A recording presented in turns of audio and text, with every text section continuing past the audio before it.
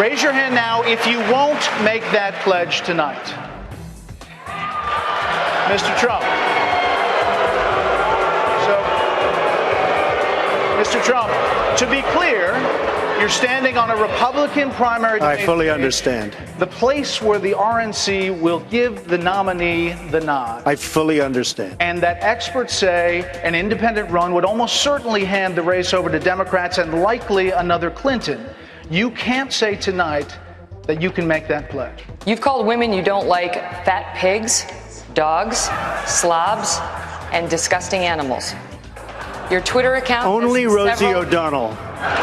I don't trust President Obama with our records. I know you gave him a big hug, and if you want to give him a big hug again, go right ahead. The hugs that I remember are the hugs that I gave to the families who lost their people on September 11th. Those are the hugs I remember, and those had nothing to do with politics, unlike what you're doing by cutting speeches on the floor of the Senate, then putting them on the internet within a half an hour to raise money for your campaign. I would add to that this election cannot be a resume competition. It's important to be qualified, but if this election is a resume competition, then Hillary Clinton's going to be the next president, because she's been in office and in government longer than anybody else running here tonight. It's time that we recognize the Supreme Court is not the supreme being, and we change the policy to be pro-life and protect children instead of rip up their body parts and sell them like they're parts to a Buick.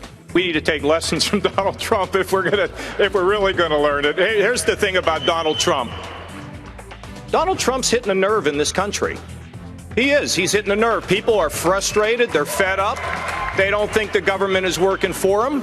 And for people that want to just tune them out, they're making a mistake. You look at Egypt, probably the best relationship we've had in Israel, at least in my lifetime, incredibly important. You look at the Saudis. In fact, earlier this year, I met with Saudi leaders and leaders from the United Arab Emirates, and I asked them, what's the greatest challenge in the world today? Set aside the Iran deal.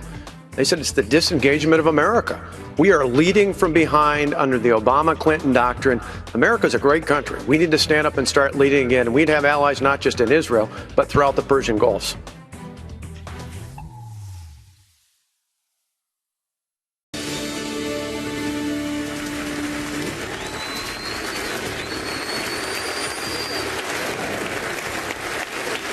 The 11 leading Republican candidates for president are at their podiums. They are ready to face off. And if you've been watching this race, you know anything could happen over the next few hours. To viewers who are just joining us, welcome to the Air Force One Pavilion of the Ronald Reagan Presidential Library. Our thanks to the staff here, and especially to former First Lady Nancy Reagan for this impressive setting with Ronald Reagan's presidential plane as our backdrop. This debate is airing on CNN networks in the United States and around the world. It's also being broadcast on the Salem Radio Network. I know everyone is very eager to get started, but first, I want to explain the ground rules tonight. My name is Jake Tapper. I'll be the moderator. I will be joined in the questioning by Salem Radio Network talk show host Hugh Hewitt. He worked in the Reagan administration for 6 years.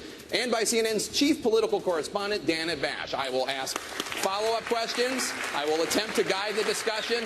Candidates, I will try to make sure each of you gets your fair share of questions. You'll have 1 minute to answer and 30 seconds for follow-ups and rebuttals. I'll give you time to respond if you have been singled out for criticism. Our viewers should know that we have timing lights that are visible to the candidates to warn them when their time is up. These 11 Republicans are positioned on the stage based on their ranking in recent national polls. Our goal for this evening is a debate, a true debate, with candidates addressing each other in areas where they differ, where they disagree on policy, on politics, on leadership. Now, let's begin. I'd like to invite each candidate to take 30 seconds to introduce him or herself to our audience. First to you, Senator Paul. Well, good evening, everyone. I'm an eye surgeon from Bowling Green, Kentucky. My wife, Kelly, and I have been married for nearly 25 years, and I spend my days defending the Constitution and the Bill of Rights. I think there's nothing more important than understanding that the Constitution restrains government, not the people. Thank you. I'm Mike Huckabee. I'm delighted to be on this stage with some remarkable fellow Republicans. None of us are a self-professed socialist. None of us on this stage are under investigation for the FBI because we destroyed government records or because we leaked secrets. I know that there are some in the Wall Street to Washington axis of power who speak of all of us contemptuously. But I'm here to say that I think we are, in fact, the A-team. We have some remarkable people. And in fact, not only are we the A-team, we even have our own Mr. T, who doesn't mind saying about others, you're a fool. And I'm delighted to be here with all of these guys and would put any of them into the administration that I led. Thank you very much.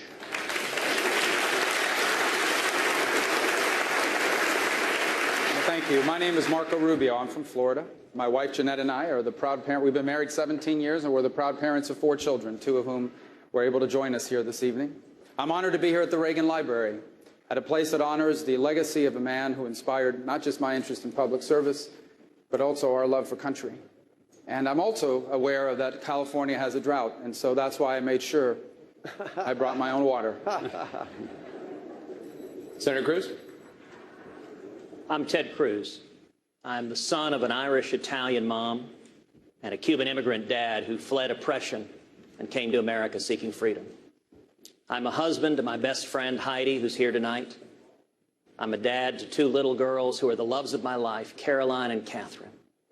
If you're fed up with Washington, if you're looking for someone to stand up to career politicians in both parties, I'm the only one on this stage who has done that over and over again. And if we stand together, we can bring America back.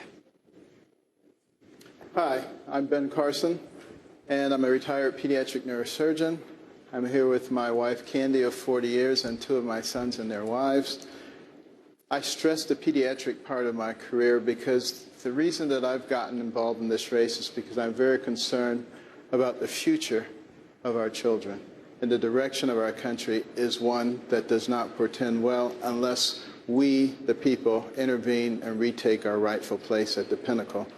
And I just want to make it clear that I'm grateful to be here with all of you again and welcome the addition of Carly Fiorina as well.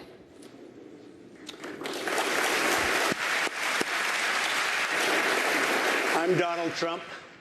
I wrote The Art of the Deal. I say not in a braggadocious way. I've made billions and billions of dollars dealing with people all over the world, and I want to put whatever that talent is to work for this country. So we have great trade deals. We make our country rich again. We make it great again. We build up our military. We take care of our vets. We get rid of Obamacare, and we have a great life all together. Thank you. Thank you.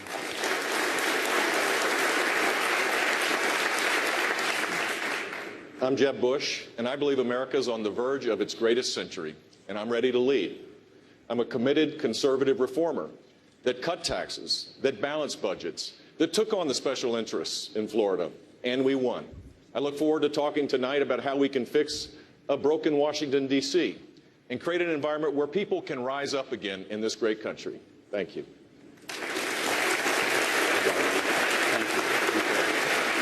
Good evening. I'm Scott Walker, and Tonette and I want to thank Mrs. Reagan and the Reagan Library for hosting us. You see, in my lifetime, the greatest president was a governor from California. Ronald Reagan knew how to go big and go bold. He understood the essence of moving this country forward, and that's what I did when I took on the status quo in my state and the Washington-based special interest. Now more than ever, America needs a leader who will go big and bold again, someone who's been tested. I'm ready to be that leader. Thank you.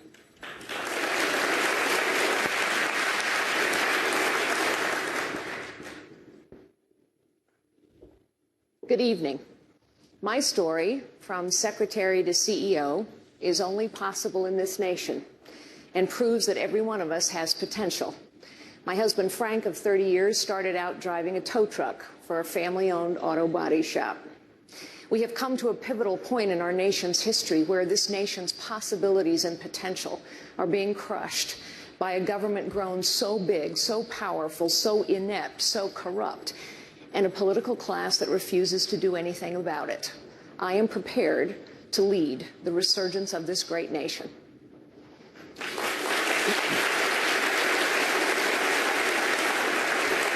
So I'm John Kasich, the governor of Ohio. Emma and Reese, my children, and Karen, love you girls. Thanks for watching tonight. By the way, I think I actually flew on this plane with Ronald Reagan when I was a congressman, and his goals and mine pretty much the same. Lift Americans, unify, give hope, grow America, and restore it is to that great shining city on a hill. Yes, he was a great one, and I learned much from watching him. The most important thing, hope to Americans, unify, lift everyone in America.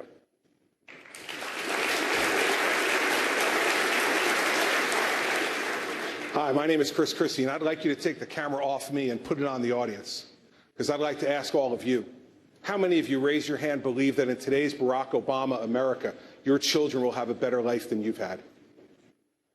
You see, that's why I'm running for president, because leadership is not about me, it's about our country. And what we talk about tonight is not about us, it's about the people in the audience tonight. Because in 7 short years, this president has stripped away their trust and their faith and their belief that the next generation will have a better life. He's stolen that from us, and when I'm president, I'm going to take it back.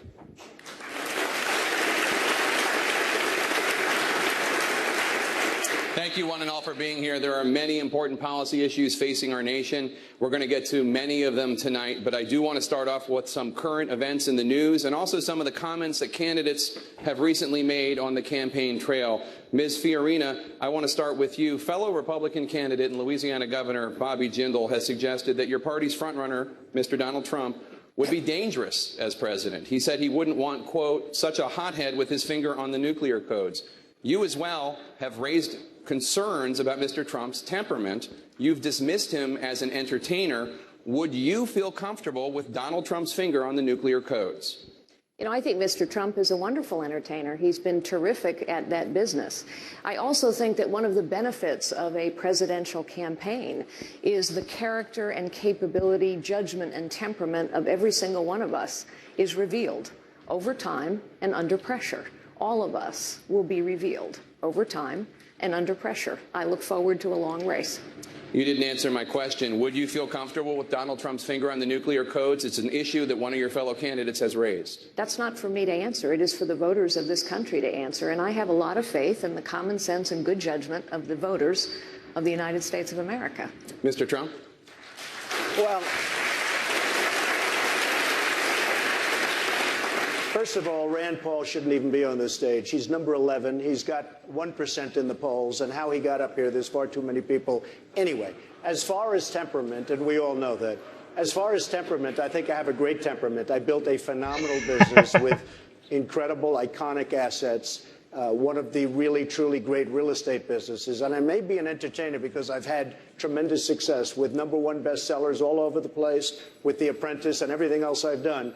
But I will tell you this. What I am far and away greater than an entertainer is a businessman, and that's the kind of mindset this country needs to bring it back, because we owe $19 trillion right now, $19 trillion, and you need this kind of thinking to bring our country back. And believe me, my temperament is very good, very calm, but we will be respected outside of this country. We are not respected now.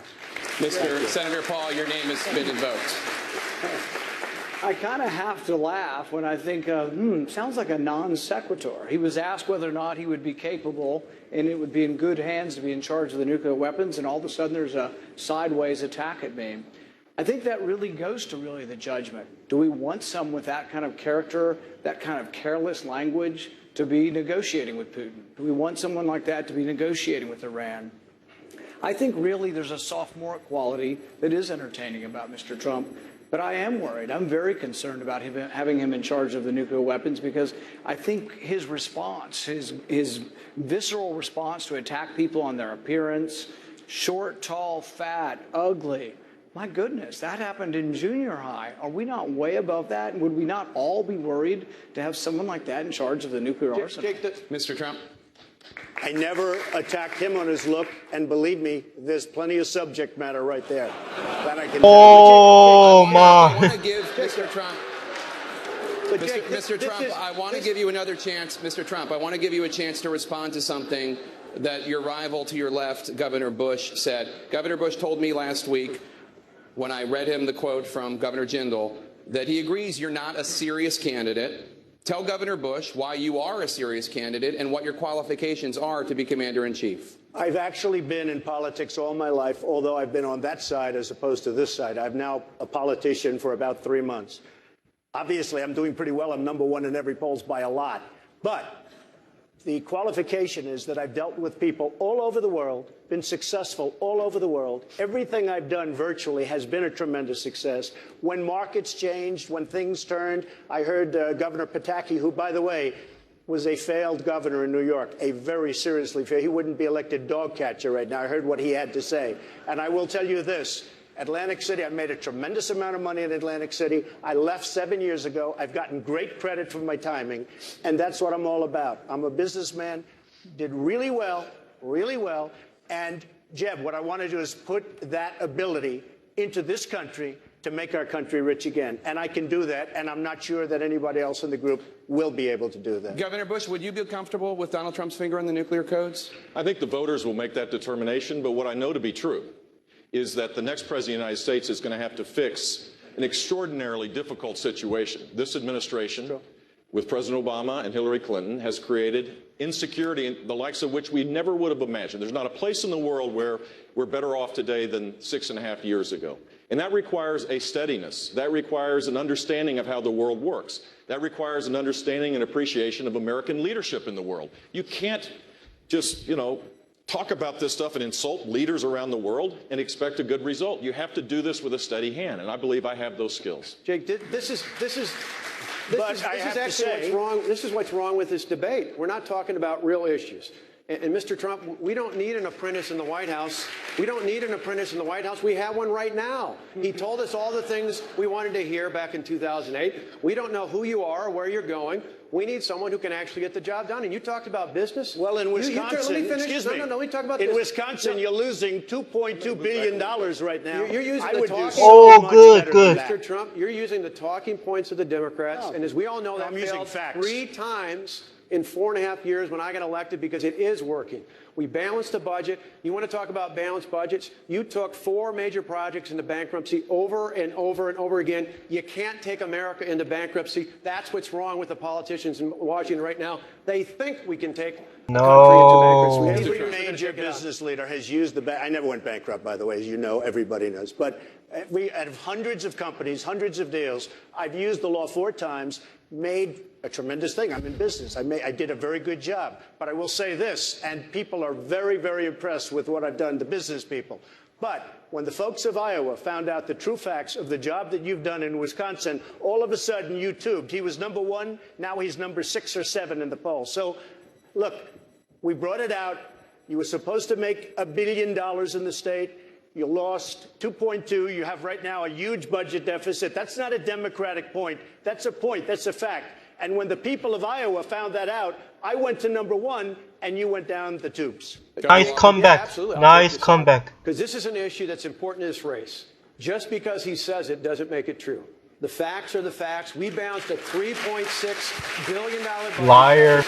We did it by cutting taxes, $4.7 billion to help working families, family farmers, a liar, lying politician. And it's about time people in America stand up and take note of this. If you want someone who can actually take on the special interest of Washington, which you yourself just said you were part of, using the system, we need someone who's going to stand up and fight for average Americans to put them back in charge of the government. I'm the one who's taking that on. I'll do that as your next president. Let's move on. You're a liar. You're just acting like you're...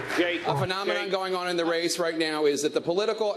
Okay, Governor Kasich, go ahead. Listen, if I were sitting at home and watching this back and forth, I'd be inclined to turn it off.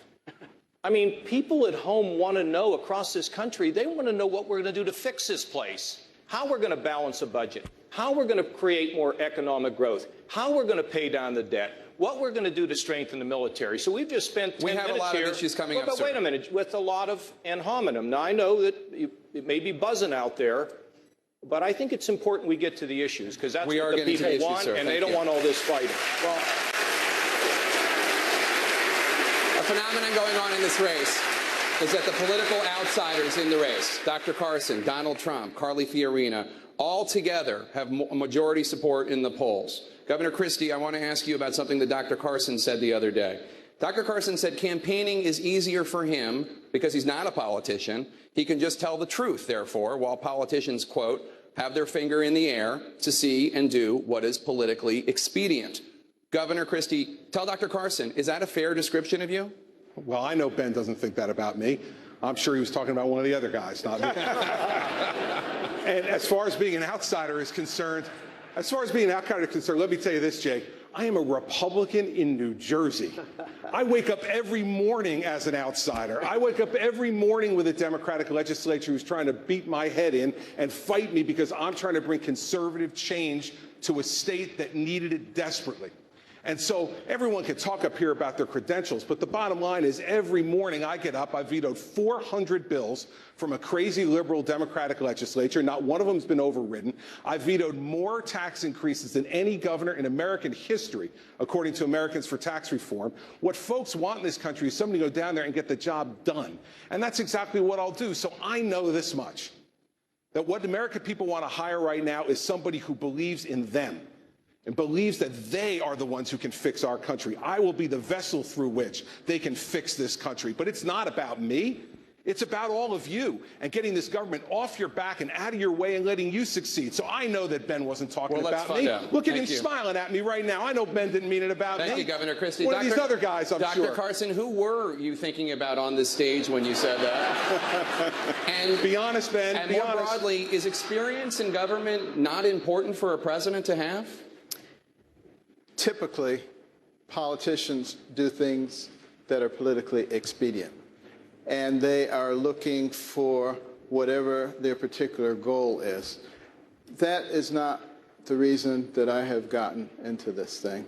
I am extraordinarily concerned about the direction of this country, the divisiveness that is going on, the fiscal irresponsibility, the failure to take a leadership position in the world. All of those things will lead to a situation where the next generation will not have a chance that we've had now. So I don't want to really get into describing who's a politician and who's not a politician, but I think the people have kind of made that decision for themselves already and will continue to do so as time goes on. Thank you, Dr. Carson. Jake, it wasn't me. Jake, I'll tell you why people are supporting outsiders. It's because you know what happens if someone's been in a system their whole life? They don't know how broken the system is. A fish swims in water. It doesn't know it's water. It's not that politicians are bad people. It's that they've been in that system forever. The truth is 75% of the American people think the government is corrupt. 82% of the American people think these problems that have festered for 50 years in some cases, 25 years, and in other cases, the border's been insecure for 25 years. 307,000 veterans have died waiting for health care. These things have gone on for so long because no one will challenge the status quo. You know what a leader does? They challenge the status quo, they solve problems that have festered for a long time, and they produce results. That is what my whole life has been about. People know this is about far more than replacing a D with an R. This is about changing the system. Thank you. Thank you, Ms. Farina. Governor Bush, in addition to the fact that he's an outsider, one of the reasons Mr. Trump is a frontrunner, Republican voters say, is because they like the fact that he is not bought and paid for by wealthy donors.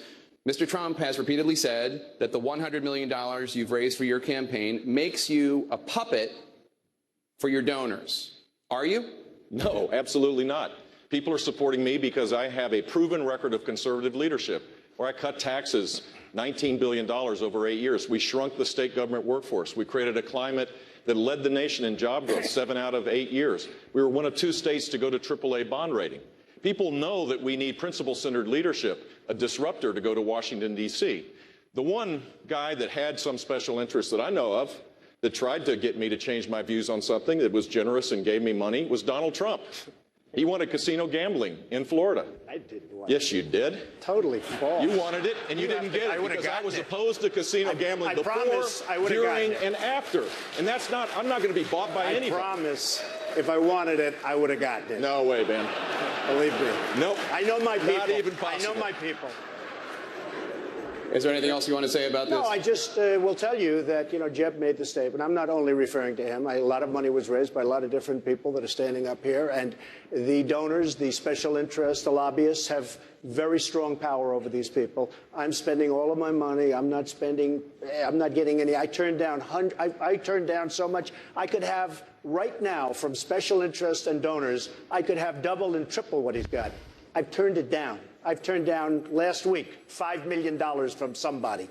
So I will tell you, I understand the game. I've been on the other side all of my life, and they have a lot of control over our politicians. And I don't say that favorably, and I'm not sure if there's another system, but I say this. I am not accepting any money from anybody. Nobody has control of me other than the people of this country. I'm going to do the right thing. You got, according to what you said on one of the talk shows, you got Hillary Clinton to go to your wedding because you gave her money. Maybe it works for Hillary Clinton. It doesn't work for anybody on this stage. I was a businessman. I got along with Clinton. I got along with everybody. That was my job, to get along with people. But the simple fact is... Excuse me. 1 second. No. I didn't want to... Donald, you cannot take... More energy tonight. I like that. Look, I was asked the question. I didn't want... It was my obligation as a businessman, to my family, to my company, to my employees, to get along with all politicians. I got along with all of them, and I did a damn good job in doing it. Go ahead. So, he supports Pelosi. He supports Schumer. He supports Clinton. Got along with everybody. And when he asked Florida to have casino gambling, we said no. Wrong. We said no, and that's the simple fact. The simple fact is... Don't make things up, Jeb. Don't cut me off, Come on. Don't make things up. Jake, can I say something about that? Sure, Dr. Carson. When I entered this race, all the political pundits said it's impossible. You can't do it because you're not connected with the money. And there's no way that you can raise what you need in order to compete successfully. I, in no way, am willing to get into bed with special interest groups or lick the boots of billionaires. I have said to the people, if they want me to do this, please get involved. And we now have over 500,000 donations, and the money is coming in.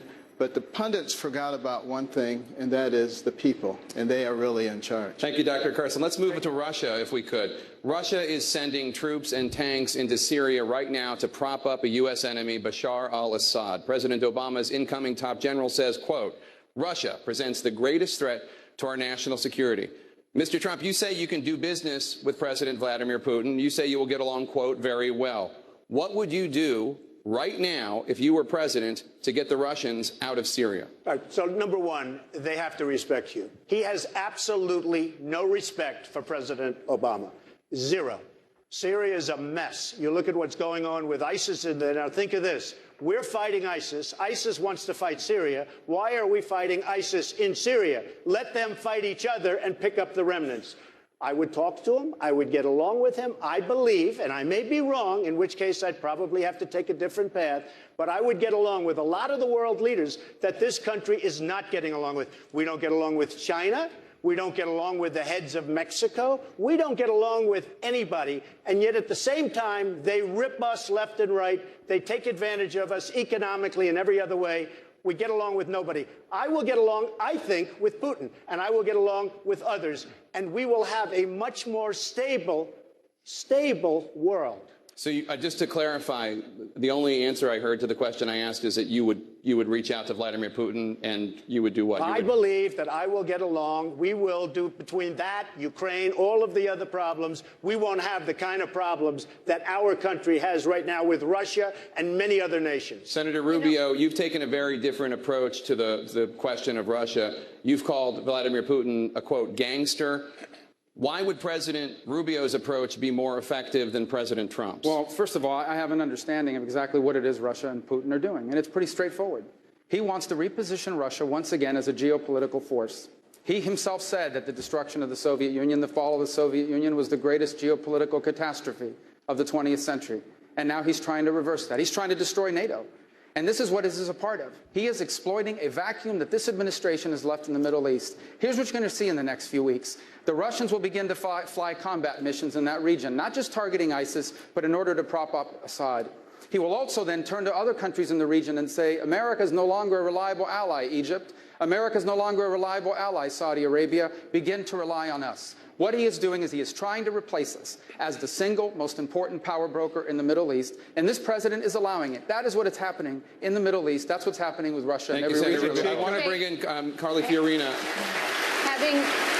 Ms. Fiorina. Having met Vladimir Putin, if I may, having met Vladimir Putin, I wouldn't talk to him at all. We've talked way too much to him. What I would do immediately is begin rebuilding the Sixth Fleet.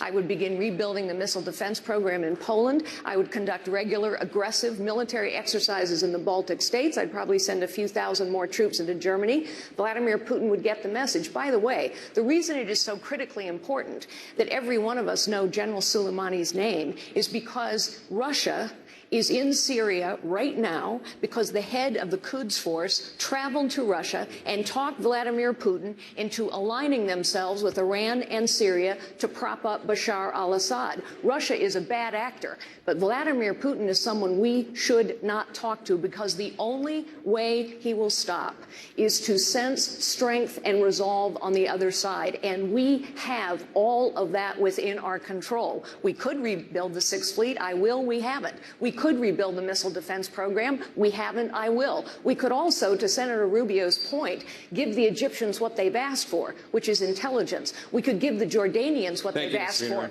bombs and materiel. We have not supplied it. I will. We could arm the Kurds. They've been asking us for 3 years. All of this is within our control.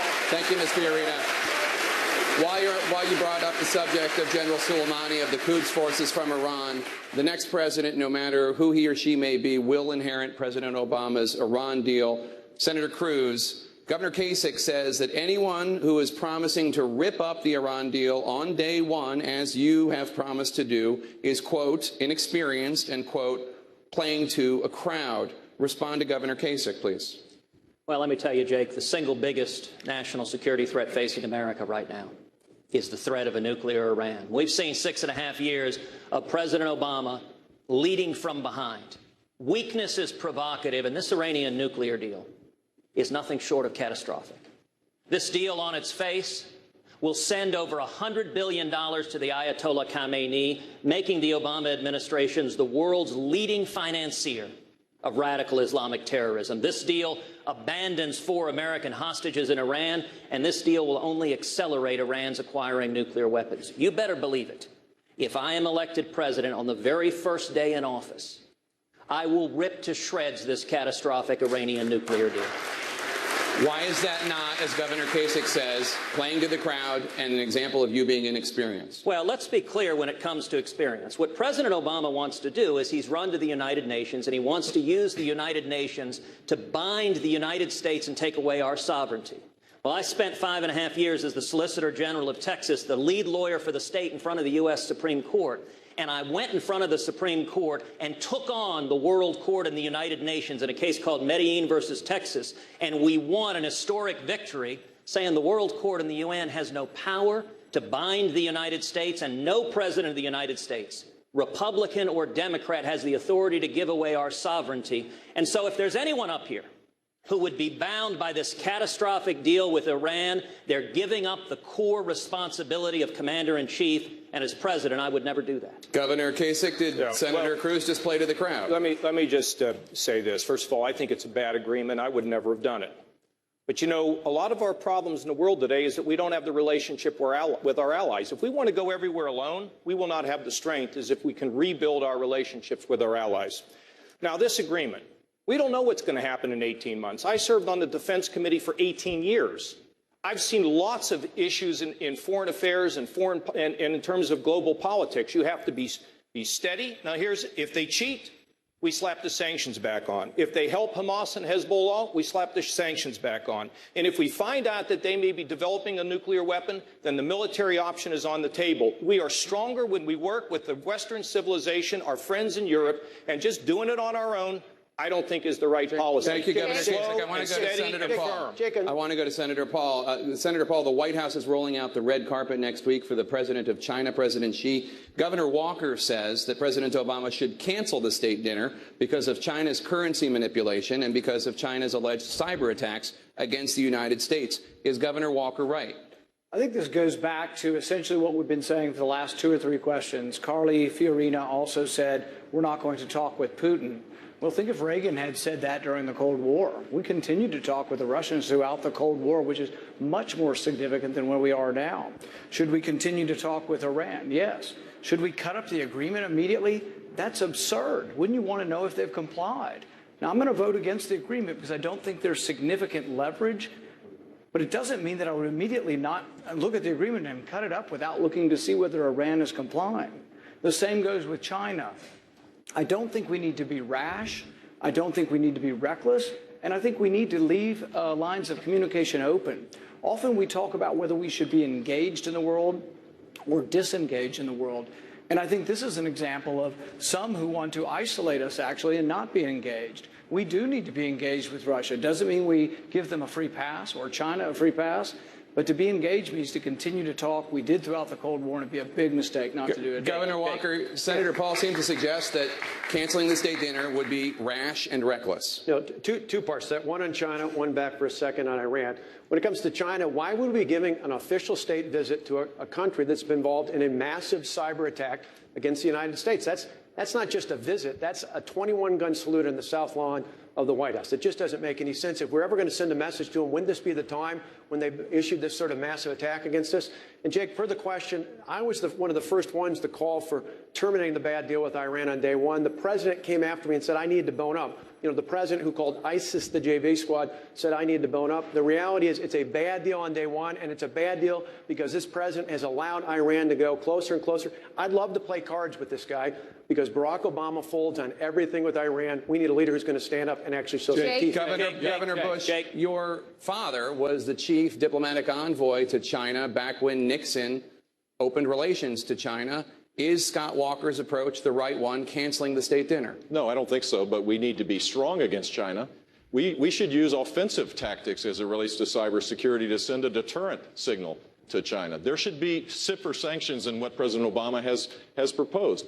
There's many other tools that we have without canceling a dinner. That's not going to change anything, but we can be much stronger as it relates to that. And as it relates to Iran, it's not a strategy to tear up an agreement. A strategy would be, how do we confront Iran? And the first thing that we need to do is to reestablish our commitment to Israel, which has been tattered by this administration, and make sure that they have the most sophisticated weapons to send a signal to Iran that we have Israel's back. If we do that, it's going to create a healthier deterrent effect than anything else I can think of. I want to turn to Governor Huckabee, who has been very patient. Somebody had to be 11th, and he is. But I do want to change the subject to the event that you had a meeting. I would certainly love to get in on this. Well, you can use your minute however you want, but I want to ask this question. And I'm going to just say this about Iran. All right, sir, go ahead. Because I think it is incredibly important. This is really about the survival of Western civilization. This is not just a little conflict with a Middle Eastern country that we've just now given over $100 billion to. The equivalent in U.S. terms is $5 trillion.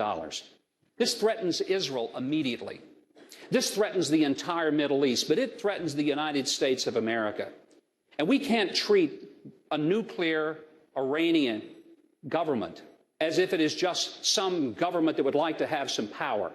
This is a government that for 36 years has killed Americans. They kidnapped Americans. They've maimed Americans. They have sponsored terrorist groups, Hamas and Hezbollah. And they threaten the very essence of Western civilization. To give them this agreement that the president treats like the Magna Carta, but the Iranians treat it like it's toilet paper.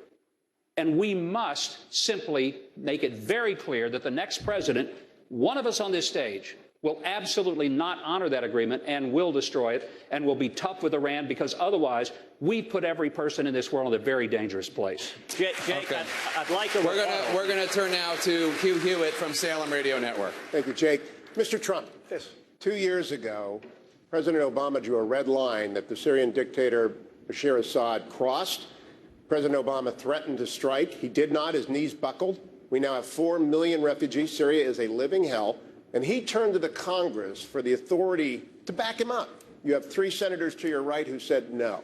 Do they bear responsibility for this refugee crisis? And what would you have done when Bashir Assad crossed that line? Number one, I wouldn't have drawn the line, but once he drew it, he had no choice but to go across. They do bear some responsibility, but I think he probably didn't do it not for that reason. Somehow he just doesn't have courage. There's something missing from our president. Had he crossed the line and really gone in with force and done something to Assad, if he had gone in you with tremendous force, you wouldn't have millions of people displaced all over the world. How much responsibility, Mr. Trump, did the senators hold? I think they had a responsibility, absolutely. I think we have three of them here. Senator Rubio? I think they had a responsibility. Yes. Let me tell you, there were times where we have zero responsibility, because let's remember what the president said. He said the attack that he was going to conduct was going to be a pinprick. Well, the United States military was not built to conduct pinprick attacks. If the United States military is going to be engaged by a commander-in-chief, it should only be engaged in an endeavor to win. And we are not going to authorize use of force if you're not putting men and women in a position where they can win. And quite frankly, people don't trust this president as commander-in-chief. Yeah, correct. Senator Paul.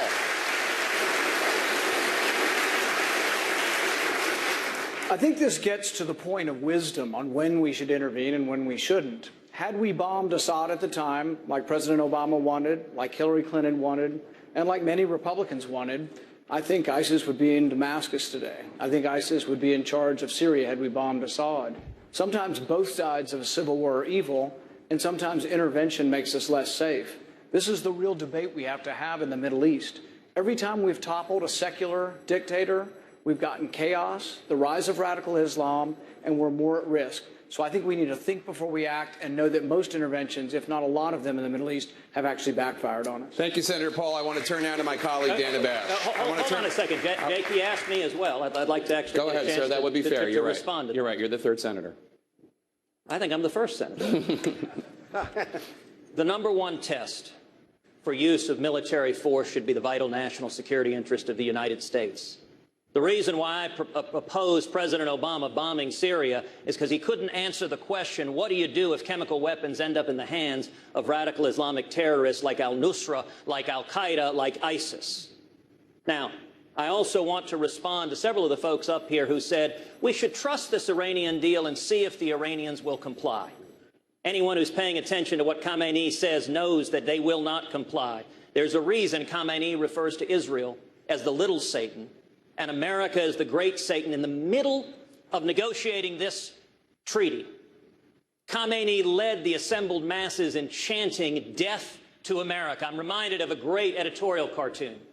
It shows the Ayatollah Khamenei saying death to all Americans. And then it shows John Kerry coming back saying, can we meet you halfway?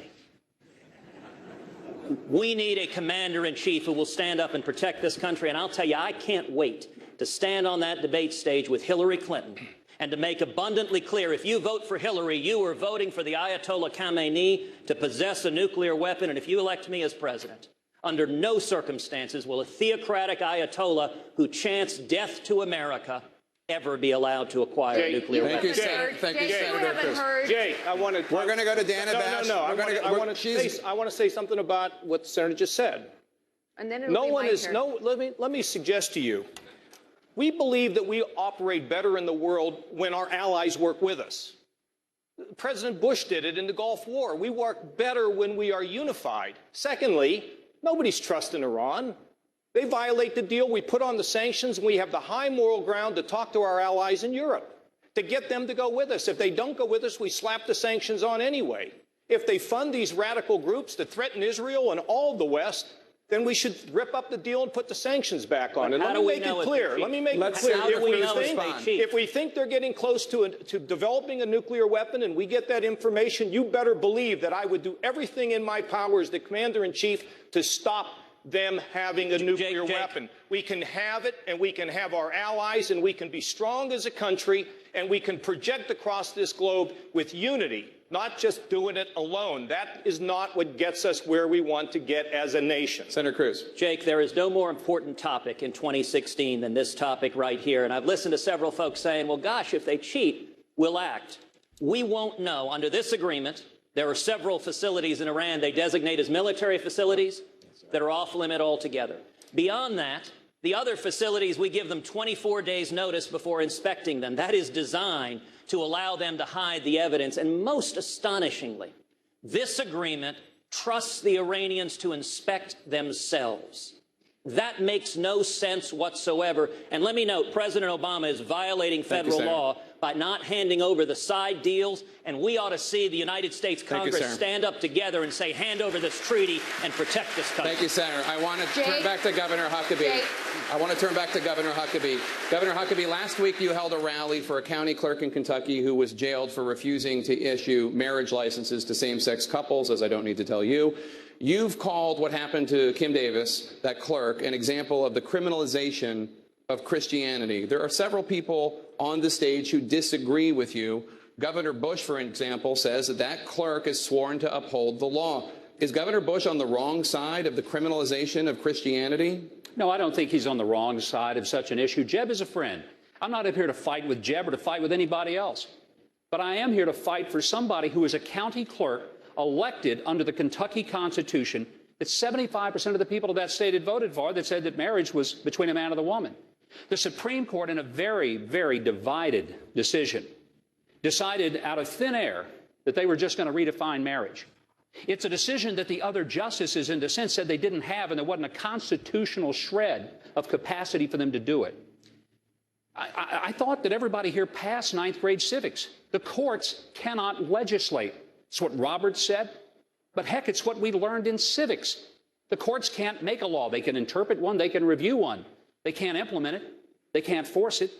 But here's what happened. Because the courts just decided that something was going to be, and people relinquished it, and the other two branches of government sat by silently, I thought we had three branches of government. They were all equal to each other. We had separation of powers, and we had checks and balances. If the court can just make a decision and we just all surrender to it, we have what Jefferson said was judicial tyranny. The reason that this is a real issue that we need to think about. Thank you, Governor. No, let me finish this one thought, Jake. I haven't gotten that much time, so I'm going to take just what little I can here. We made accommodation to the Fort Hood shooter to let him grow a beard. We made accommodations to the detainees at Gitmo. I've been to Gitmo, and I've seen the accommodations that we made to the Muslim detainees who killed Americans. You're telling me that you cannot make an accommodation for an elected Democrat county clerk from Rowan County, Kentucky? What else is it other than the criminalization of her faith and the exaltation of the faith of everyone else who might be a Fort Hood shooter or a detainee at Gitmo? Well, I'm not telling you that, Governor, but Governor Bush is, because he disagrees. He thinks that Kim Davis swore to uphold the law. You disagree. You're not. You don't I believe think that? you're not stating my views right. Okay, please do. I think there needs to be accommodation for someone acting on their faith. Religious conscience is a first freedom. It's a powerful part of our Bill of Rights. And in a big, tolerant country, we should respect the rule of law, allow people in this country. I was opposed to the decision, but you can't just say, well, gays can't get married now. But this woman, there should be some accommodation for her conscience, just as there should be for people that are florists that don't want to participate in weddings, or bakers. A great country like us should find a way to have accommodations for people so that we can solve this problem in the right way. This should be solved at the local level. And so we do agree.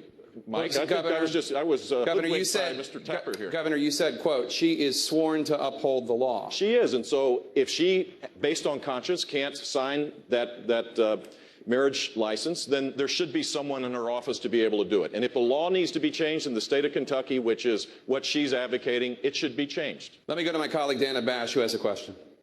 Governor Kasich, Senator Cruz is so committed to stripping federal funds from Planned Parenthood that it could result in shutting down the federal government in just about 2 weeks. Do you agree with Senator Cruz's tactic? Well, I agree that we should defund Planned Parenthood. I don't know many people in America that don't think that we should. And in my state, we're trying to figure out how to get it done because we are threatened with the federal government taking all of our Medicaid money away. I think there's a way to get this done by giving governors the ability to be able to act to defund Planned Parenthood.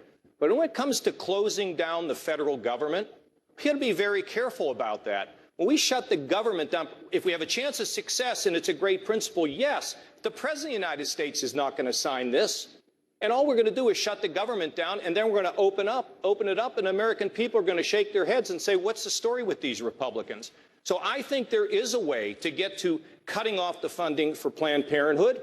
I was in the Congress for 18 years, balanced the budget, cut taxes, got it done, changed welfare, went around the president to get welfare reform done. There are ways to do it without having to shut the government down, but I'm sympathetic to the fact that we don't want this organization to get funding, and the money ought to be reprogrammed for family planning in other organizations that don't support this tactic. But I would not be for shutting the government down because I don't think it's going to work out. Thank you. Senator Cruz, I would just add that on this stage not that long ago, Senator Graham said that this tactic that you're pushing would tank the Republicans' ability to win in 2016.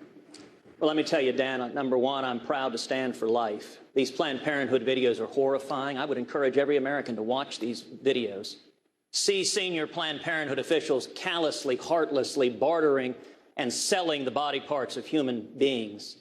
And then ask yourself, are these my values? These are horrifying. On these videos, Planned Parenthood also essentially confesses to multiple felonies. It is a felony with 10 years jail term to sell the body parts of unborn children for profit. That's what these videos show Planned Parenthood doing. Absolutely. We shouldn't be sending $500 million of taxpayer money to funding an ongoing criminal enterprise. And I'll tell you, the fact that Republican leadership in both houses has begun this discussion by preemptively surrendering to Barack Obama and saying we'll give in because Obama threatens a veto. You know, Obama's committed to his principles, his liberal principles. He will fight for them. He says, I will veto any budget that doesn't fund Planned Parenthood, and Republicans surrender. We need to stop surrendering and start standing for our principles. Thank you, Senator. Thank you, Senator. Governor, I want to go to you. Is it what Senator Cruz says, a surrender by Republicans? No, what I can tell you is this. We didn't surrender in New Jersey 6 years ago as the brand new first ever pro-life governor of New Jersey since Roe versus Wade. I defunded Planned Parenthood, and I've vetoed Planned Parenthood funding now 8 times in New Jersey. Since the day I walked in as governor, Planned Parenthood has not been funded in New Jersey. We've stood up, and every one of those vetoes has been sustained. But here's the problem. We're fighting with each other up here. We agree. Let's ask Hillary Clinton. She believes in the systematic murder of children in the womb to preserve their body parts, Dana, in a way that maximizes their value for sale for profit. It is disgusting, and the American people need to hear it. We shouldn't be fighting with each other. She's the real opponent. She's the real problem. Governor, the reality is in just 2 weeks' time, we are going to be facing a question about whether or not it's enough to shut down the government to make that statement because there's still a Democrat in the White House. Do you oppose it or support it? I'll tell you what I'd be willing to fight for. Tell you what I'd be willing to fight for. Why haven't we put tax reform on the president's desk so we could simplify this tax system? Yes or no, it's really important, Dana. We got to talk about what we would be willing to shut down for. Why don't we put tax reform on this president's desk and make him veto it if that's what he wants to do? Why haven't we repealed and replaced Obamacare? Make him veto if that's what he wants to do. And why don't we do the same thing with Planned Parenthood? We elected a Republican Congress to do this, and they should be doing it, and they're not, and they're giving the president a pass. Dana, I'd like One more time. I'm sorry, I just want to get an answer. I put it in the list, Dana. Okay. We should be doing these things and forcing the president to take action. So you would let's force him to do what he says he's going to do. Dana, now, I don't know whether he'll do it or not, but let's force him to do it. Dana, I'd like to link these two issues, both of which are incredibly important. Iran and Planned Parenthood. One has something to do with the defense of the security of this nation. The other has something to do with the defense of the character of this nation. You have not heard a plan about Iran from any politician up here. Here's my plan. On day one in the Oval Office, I will make 2 phone calls. The first to my good friend Bibi Netanyahu to reassure him we will stand with the state of Israel. The second to the Supreme Leader to tell him that unless and until he opens every military and every nuclear facility to real anytime, anywhere inspections by our people, not his, we, the United States of America, will make it as difficult as possible to move money around the global financial system. We can do that. We don't need anyone's cooperation to do it. And every ally and every adversary we have in this world will know that the United States of America is back in the leadership business, which is how we must stand with our allies. As regards Planned Parenthood, anyone who has watched this videotape, I dare Hillary Clinton, Barack Obama to watch these tapes. Watch a fully formed fetus on the table, its heart beating, its legs kicking. while someone says we have to keep it alive to harvest its brain. This is about the character of our nation. And if we will not stand up and force President Obama to veto this bill, shame on us.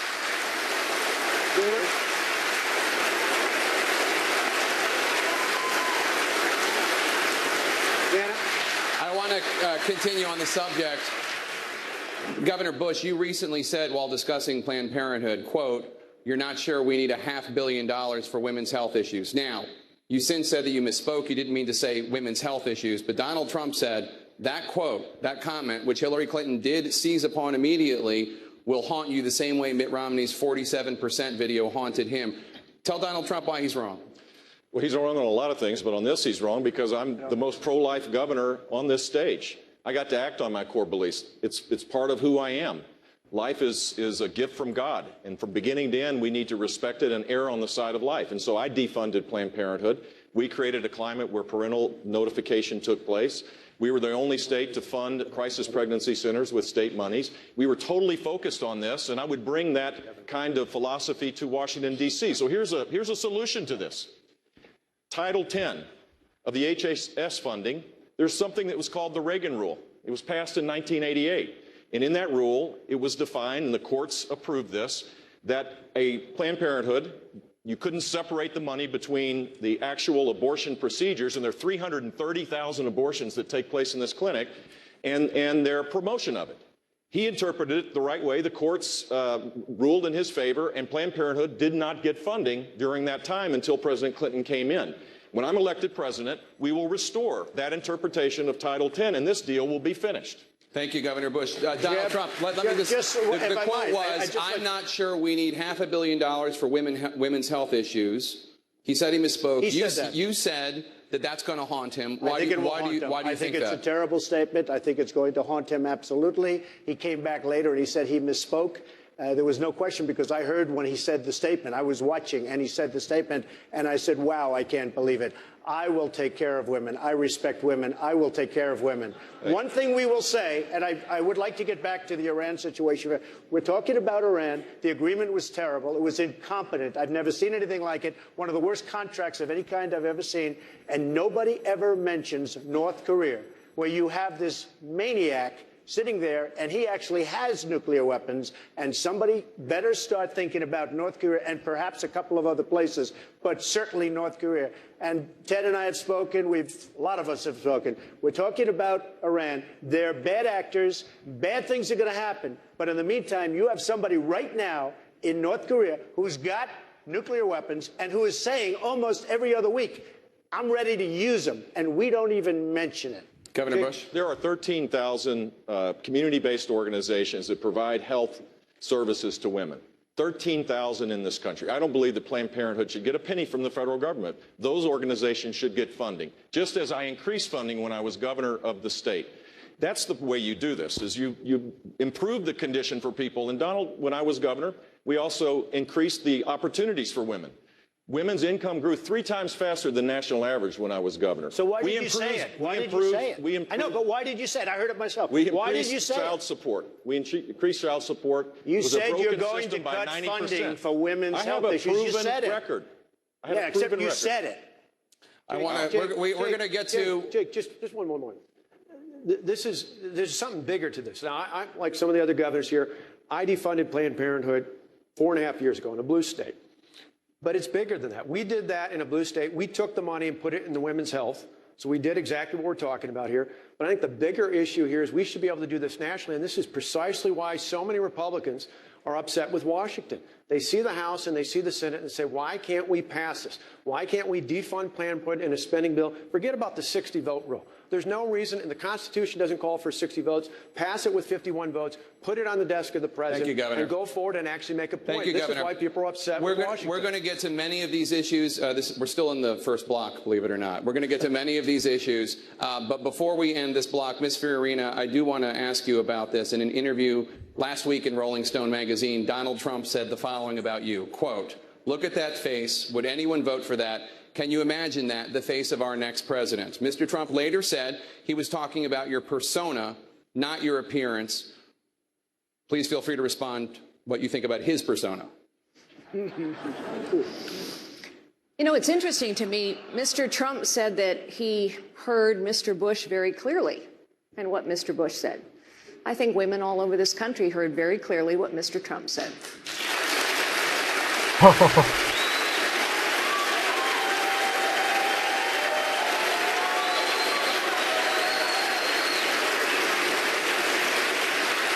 I think she's got a beautiful face, and I think she's a beautiful woman.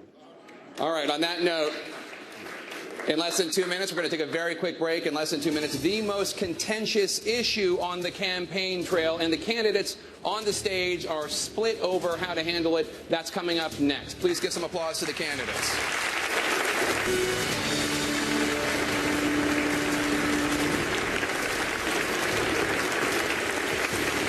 Welcome to CNN's Republican presidential debate. No topic, perhaps, has been more combustible in this campaign than the issue of immigration. Mr. Trump, you have called for deporting every undocumented immigrant.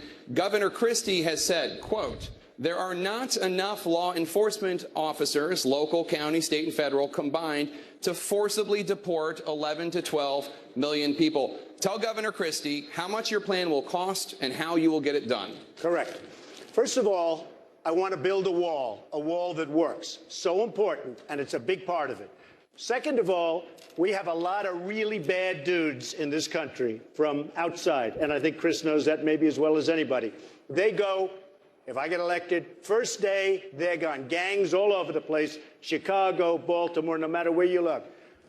We have a country based on laws. I will make sure that those laws are adhered to. These are illegal immigrants. I don't think you'd even be asking this question if I didn't run. Because when I ran, and I brought this up at my opening remarks at Trump Tower, I took heat like nobody has taken heat in a long time. And then they found out with the killing of Kate from San Francisco and so many other crimes, they found out that I was right. And most people, many people, apologized to me. I don't think you'd even be talking about illegal immigration if it weren't for me. So we have a country of laws. They're going to go out, and they'll come back if they deserve to come back. If they've had a bad record, if they've been arrested, if they've been in jail, they're never coming back. We're going to have a country again. Right now, we don't have a country, we don't have a border, and we're going to do something about it. And it can be done with proper management, and it can be done with heart. Governor Christie, you and I have talked about this in an interview. You say that his big wall, his plan to deport 11 to 12 million undocumented immigrants, it sounds great, but it's never going to happen. Tell him why you're skeptical of his plans. Well, first off, Jake, I don't yield to anybody on how to enforce the law. I'm the only person on the stage who spent 7 years as the United States attorney after September 11th. And I know how to do this. The fact is, though, that for 15,000 people a day to be deported every day for 2 years is an undertaking that almost none of us could accomplish given the current levels of funding and the current number of law enforcement officers. But here's what we need to do, and I think this is where Donald is absolutely right. What we need to do is to secure our border, and we need to do it with more than just a wall. We need to use electronics, we need to use drones, we need to use FBI, DA, and ATF, and yes, we need to take the fingerprint of every person who comes into this country on a visa, and when they overstay their visa, we need to tap them on the shoulder and say, you have overstayed your welcome, you are taking advantage of the American people, it's time for you to go. If we had that kind of system in place, we wouldn't have the 11 million people we have now. Yes. Thank you, Governor Christie. By the way, I agree with what Chris is saying, but I will say this. Illegal immigration is costing us more than $200 billion a year, just maintaining what we have. I want to bring in Dr. Carson because he, too, has been skeptical of your plan to immediately deport 11 to 12 million illegal immigrants. He said, quote, people who say that have no idea what this entails. Why do you say that, Dr. Carson? Well, first of all, recognize that we have an incredible illegal immigration problem. I was down in Arizona a few weeks ago at the border. I mean, the fences that were there were not manned, and those are the kind of fences when I was a kid that would barely slow us down. So I don't see any purpose in having that. Now, what we need to do is look at something that actually works. Yuma County, Arizona, they stopped 97% of the illegal immigration through there, they put in a double fence with a road so that there was quick access by the enforcement people. If we don't seal the border, the rest of the stuff really doesn't matter. It's kind of ridiculous, all the other things that we talk about. We have the ability to do it. We don't have the will to do it. There was one area where they had cut a hole in the fence, and to prepare it, they put a few strands of barbed wire across. Well, the photographers who were there with us, they wanted to photograph us from the side of the Mexicans, and they went through there, and they were not physically fit people, and they took their cameras and things with them and shot us from the other side. That's how easy it is to get across. And the drugs, I mean, it goes on and on and on.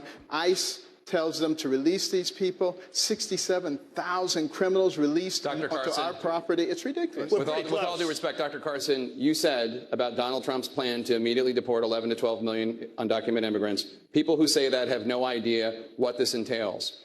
Why not?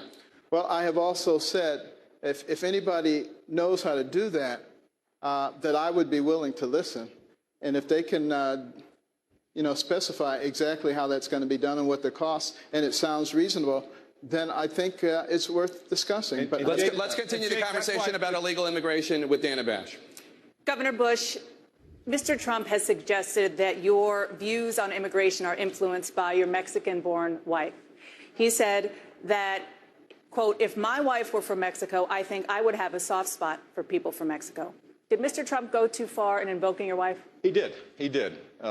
You're proud of your family, just as I am. Correct. To subject my wife into the middle of a raucous political conversation was completely inappropriate, and I hope you apologize for that, Donald. Well, I have to tell you, I hear phenomenal things. I hear your wife is a lovely woman. She is. I She's don't fantastic. know her, and this she is a total absolutely the love of my life, and she's right here. And why don't Good. you apologize Good. for her? No, I won't right do that now. because I said nothing wrong, but I do hear she's a lovely woman. So here's the deal. My wife is a Mexican-American. She's an American by choice. She loves this country as much as anybody in this room. And she wants a secure border, but she wants to embrace the traditional American values that make us special and make us unique. We're at a crossroads right now. Are we going to take the Reagan approach, the hopeful, optimistic approach, the approach that says that you come to our country legally, you pursue your dreams with a vengeance, you create opportunities for all of us, or the Donald Trump approach? The approach that says that everything is bad, that everything's coming to an end. Mr. Trump. I'm Jeb on the Reagan said side of this. That they come into our country as an act of love. With all of the problems that we have in so many instances, we have wonderful people coming in. But with all of the problems, this is not an act of love. He's weak on immigration. By the way, in favor of Common Core, which is also a disaster. But weak on immigration, he doesn't get my vote. Dana, with Mr. Trump, Mr. Trump, immigration did not come up in 2016 because Mr. Trump brought it up.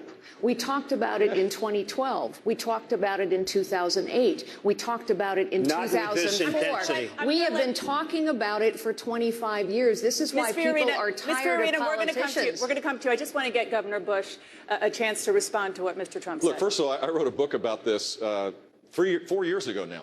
And I laid out a comprehensive conservative approach for immigration reform. And it does require securing the border. No one disagrees with that. But to build a wall and to deport people 500,000 a month would cost hundreds of billions of dollars, Donald. Hundreds of billions of dollars. It would destroy community life. It would tear families apart. And it would send a signal to the rest of the world that the United States values that are so important for our long-term success no longer matter in this country. As I said, we are spending $200 billion. We are spending $200 billion a year on maintaining what we have. We will move them out. The great ones will come back. The good ones will come back. They'll be expedited. They'll be back. They'll come back legally. We'll have a country. They'll come back legally. Okay, on that note, you have criticized Governor Bush for speaking Spanish on the campaign trail. You said, quote, he should really set an example by speaking English in the United States. What's wrong with speaking Spanish? Well, I think it's wonderful and all, but I did it a little bit half-heartedly, but I do mean it to a large extent. We have a country where to assimilate, you have to speak English. And I think that where he was and the way it came out didn't sound right to me. We have to have assimilation. To have a country, we have to have assimilation. I'm not the first one to say this, Dana. We've had many people over the years, for many, many years, saying the same thing. This is a country where we speak English, not Spanish. Well, I've been speaking English here tonight, and I'll keep speaking English. But the simple fact is, if a high school kid asked me a question in Spanish, a school, by the way, a voucher program that was created under my watch, the largest voucher program in the country, where kids can go to a Christian school, and they ask me a question in Spanish, I'm going to show respect and answer that question in Spanish, even though they do speak English and even though they embrace American values. This was a reporter, not a high school kid, by the way. Dana, I agree that English is the unifying language of our country, and everyone should learn to speak it. It's important. I want to tell you a story about someone that didn't speak English that well. It was my grandfather. He came to this country in the 1960s as escaping Cuba, and he lived with us growing up. And my grandfather loved America. He understood what was so special about this country. He loved Ronald Reagan. He would be very proud of the fact that we're here this evening. My grandfather instilled in me the belief that I was blessed to live in the one society in all of human history where even I, the son of a bartender and a maid, could aspire to have anything and be anything that I was willing to work hard to achieve. But he taught me that in Spanish because it was the language he was most comfortable in. And he became a conservative even though he got his news in Spanish. And so I do give interviews in Spanish, and here's why. Because I believe that free enterprise and limited government is the best way to help people who are trying to achieve upward mobility. And if they get their news in Spanish, I want them to hear that directly from me, not from a translator at Univision. Thank you, Senator Rubio. Senator Cruz. Senator Cruz. This week, we learned more about Dr. Carson's plan for the 11 to 12 million undocumented immigrants in this country. Dr. Carson proposed giving these undocumented immigrants a 6-month grace period to pay back taxes, then to let them become guest workers, and only to deport people who fail to do that. Not exactly what I said. Well, how would you say it, sir? I was just reading the Wall Street Journal quote, but please tell us. Well, what I said, after we seal the borders, after we turn off the spigot that dispenses all the goodies, so we don't have people coming in here, including employment, that people who had a pristine record, we should consider allowing them to become guest workers primarily in the agricultural sphere, because that's the place where Americans don't seem to want to work. That's what I said. And they have a 6-month period to do that. If they don't do it within that time period, then they become illegal. And as illegals, they will be treated as such. Okay, from the horse's mouth. Senator Cruz, does that fit your definition of amnesty? Well, Jake, you know, I'm very glad that Donald Trump's being in this race has forced the mainstream media finally to talk about illegal immigration. I think that's very important. I like and respect Ben Carson. I'll let him talk about his own plans. But I will say this, the natural next question that primary voters are asking after we focus on illegal immigration is, okay, what are the records of the various candidates? And this is an issue on which there are stark differences. A majority of the men and women on this stage have previously and publicly embraced amnesty.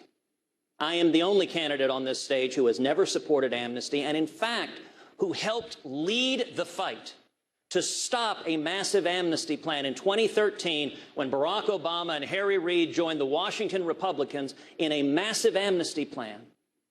I stood shoulder to shoulder with Jeff Sessions helping lead the fight. You know, folks here have talked about how do you secure the borders. Well, I've been leading the fight in the Senate to triple the Border Patrol, to put in place fencings and walls, to put in place a strong biometric exit entry system. Thank you, Senator.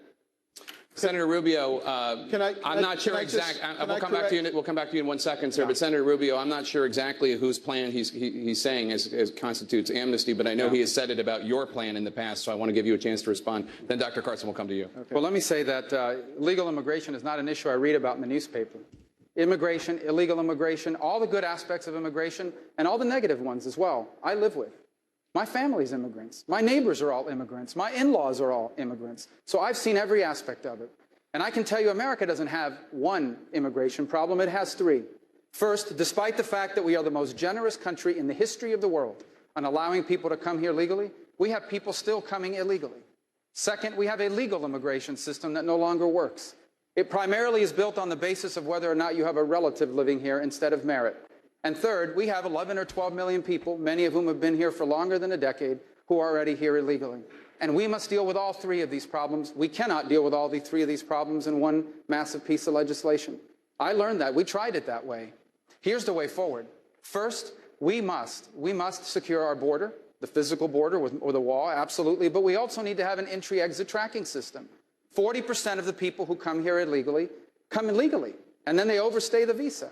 We also need a mandatory E-Verify system. After we've done that, step 2 would be to modernize our legal immigration system. So you come to America on the basis of what you can contribute economically, not whether or not simply you have a relative living here. And after we've done those two things, I believe the American people will be very reasonable and responsible about what you do with someone who's been here and isn't a criminal. If you're a criminal, obviously you will not be able to stay. Thank you, Senator. Dr. Carson, I want to give you 30 seconds. I'd like you to answer the question. Senator Cruz describes plans such as yours as amnesty. Why is your plan not amnesty? My plan is not amnesty for a number of reasons. Number one, I've talked to farmers, and they said they cannot hire Americans to do the kind of job that I'm talking about. And the second reason is because the individuals who register as guest workers, they don't get the vote, they are not American citizens, and they don't get the rights and privileges of American citizens. So that's key. But the other thing that I want to bring up is I mentioned something earlier. I think it was just sort of glossed over. I talked about the success in Yuma County.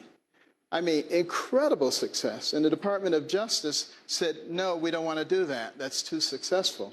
We don't have to keep reinventing the wheel. All we have to do is look at things that work. All we have to do is use a little common sense. Thank you, Dr. Carson. I want to talk about the issue of birthright citizenship, which has emerged since the first debate as a major issue in this campaign. Mr. Trump, you say that babies born in the United States to undocumented immigrants should not any longer get automatic American citizenship. Ms. Fiorina says that you are pandering on this issue and acting like the politicians that you rail against. What's your message to Ms. Fiorina on birthright citizenship? Well, first of all, the 14th Amendment says very, very clearly to a lot of great legal scholars, not television scholars, but legal scholars, that it is wrong. It can be corrected with an act of Congress, probably doesn't even need that. A woman gets pregnant. She's 9 months. She walks across the border. She has the baby in the United States, and we take care of the baby for 85 years. I don't think so. And by the way, Mexico and almost every other country anywhere in the world doesn't have that. We're the only ones dumb enough, stupid enough to have it.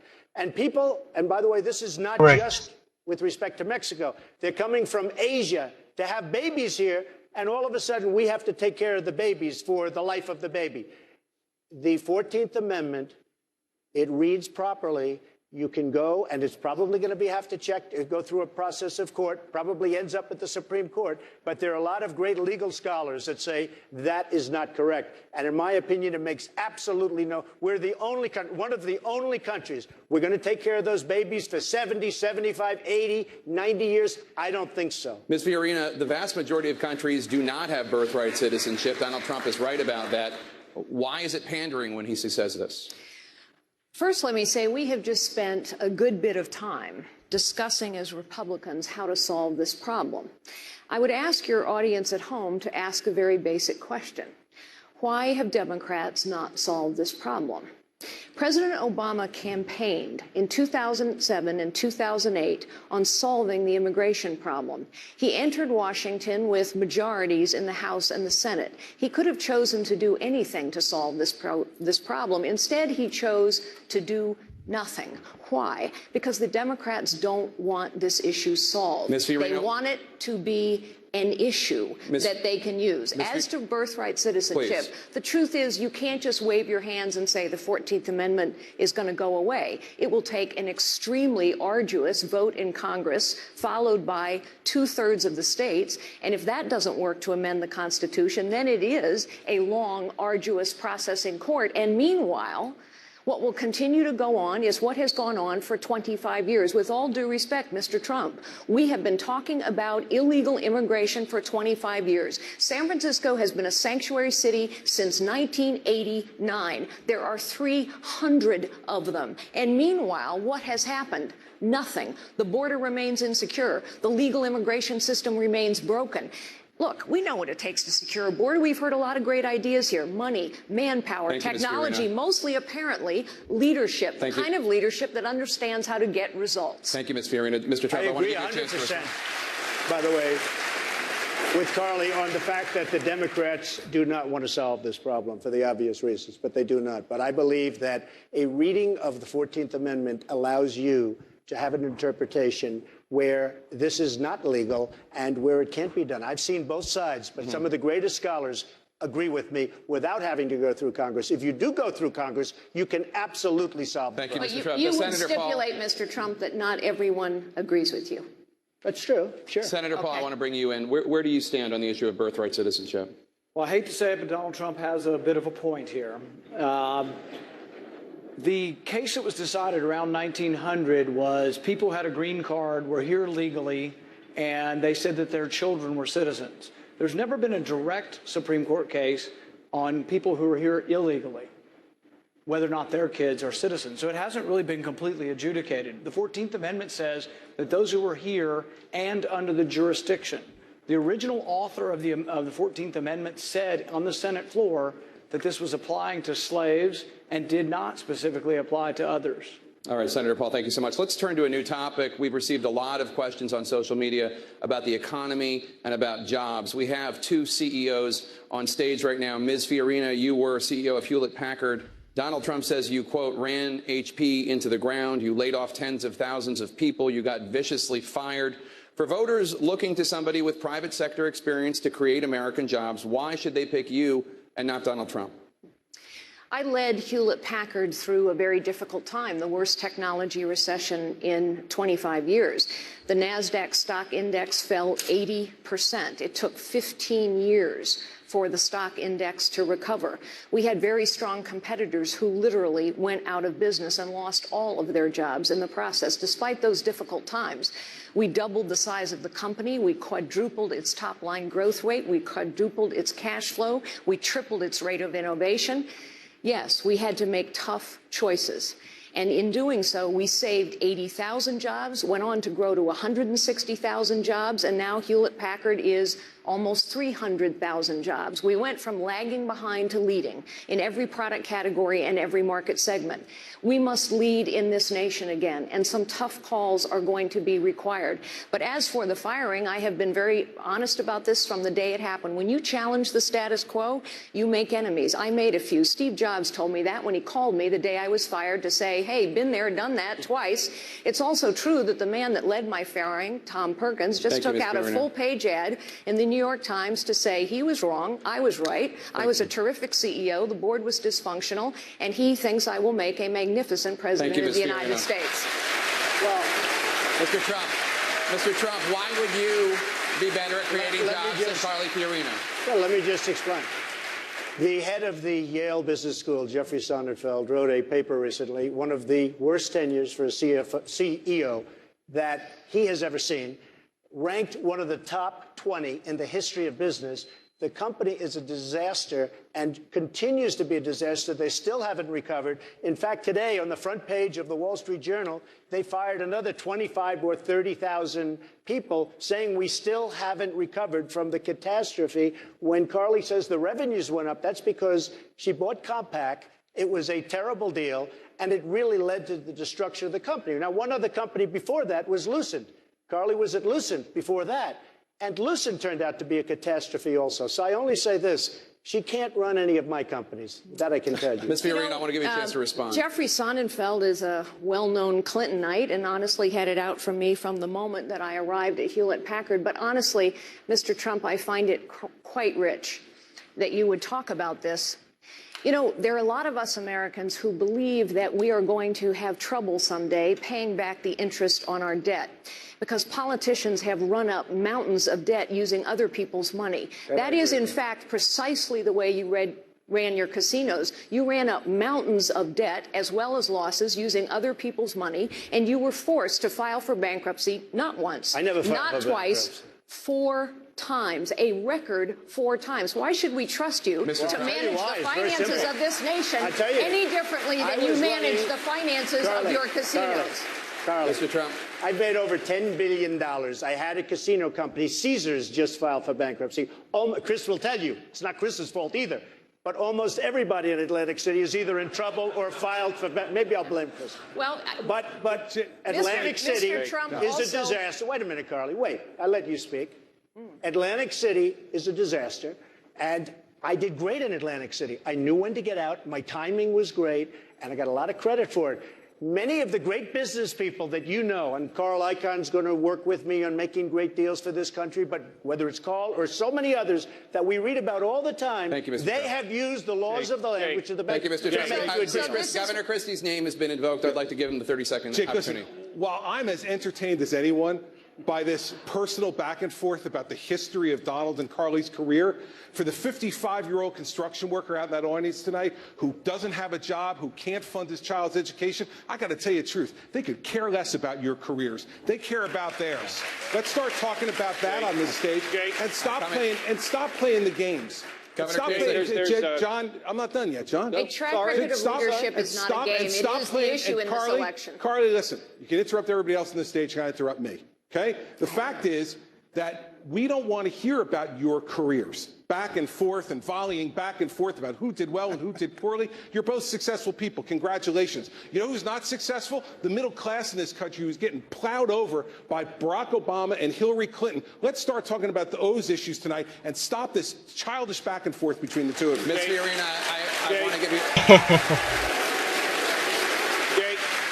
Governor Kasich, I'm coming to you next, but Ms. Fiorina's name was mentioned, and I have to give her the opportunity to respond if she wants it.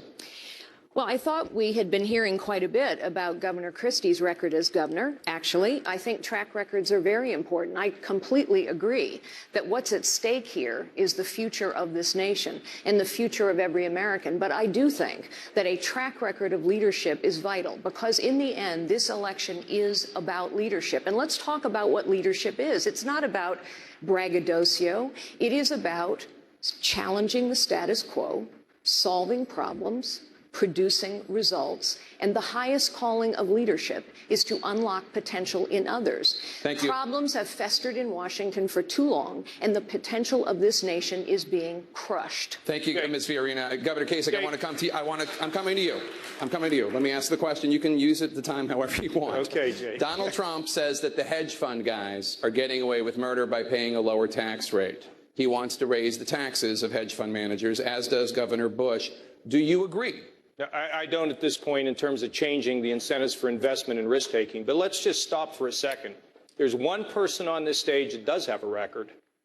I'm the only person on the stage and one of the few people in this country that led the effort as the chief architect of the last time we balanced the federal budget. We also cut taxes. And when I left Washington in 2000, we had a $5 trillion surplus and the economy was booming. I'd spent 10 years of my life to get us to that point. Went out in the private sector. It was a great experience and went into Ohio and took an $8 billion hole and turned it into a $2 billion surplus. We've had the largest amount of tax cuts of any sitting governor. We've grown well over 300,000 jobs. You see, I've done it in both places. I'm the only one here that's done it in both places. It took a lot to get us to a balanced budget. It was legitimate, it was real, and we negotiated it. A lot of what we're talking about here tonight is I'm going to take this position and that position. You know what? At the end of the day, America's got to work. We got to figure out how we come together to deal with this, with our fiscal problems, because when we deal with that, we create a stronger economy for everybody. People have a chance to rise. So, you know, when we think about how we make a choice, it's the person that lands that plane. It's not somebody that talks about it. It's about the person who's done it. And I've done it in both places. And I did it, including people in the other party, and that's how we were successful, and that's how I will be president, using that experience to drive this country forward. Governor Huckabee, I want to bring you in on the question of hedge fund managers and taxing them. You have said that you are bothered by the fact that hedge fund managers pay such a low tax rate and make 2,500 times what people who work for them make. Do you agree with what Donald Trump and Governor Bush have proposed, raising their tax rates? I have a different idea. I think we ought to get rid of all the taxes on people who produce. Why should we penalize productivity? And it's why I'm an unabashed supporter of the fair tax, which would be a tax on our consumption rather than a tax on our productivity. In other words, you're not going to tax anybody for what they earn, whether it's a worker who's working by the hour or whether it's a hedge fund manager. If they can produce something and bring capital and labor to create jobs, we need some jobs. And I think the fair tax makes more sense. Now, Jake, I've been listening to everybody on the stage, and there's a lot of back and forth about I'm the only one who's done this, the only one who's done that. I've done great things. We've all done great things or we wouldn't be on this stage.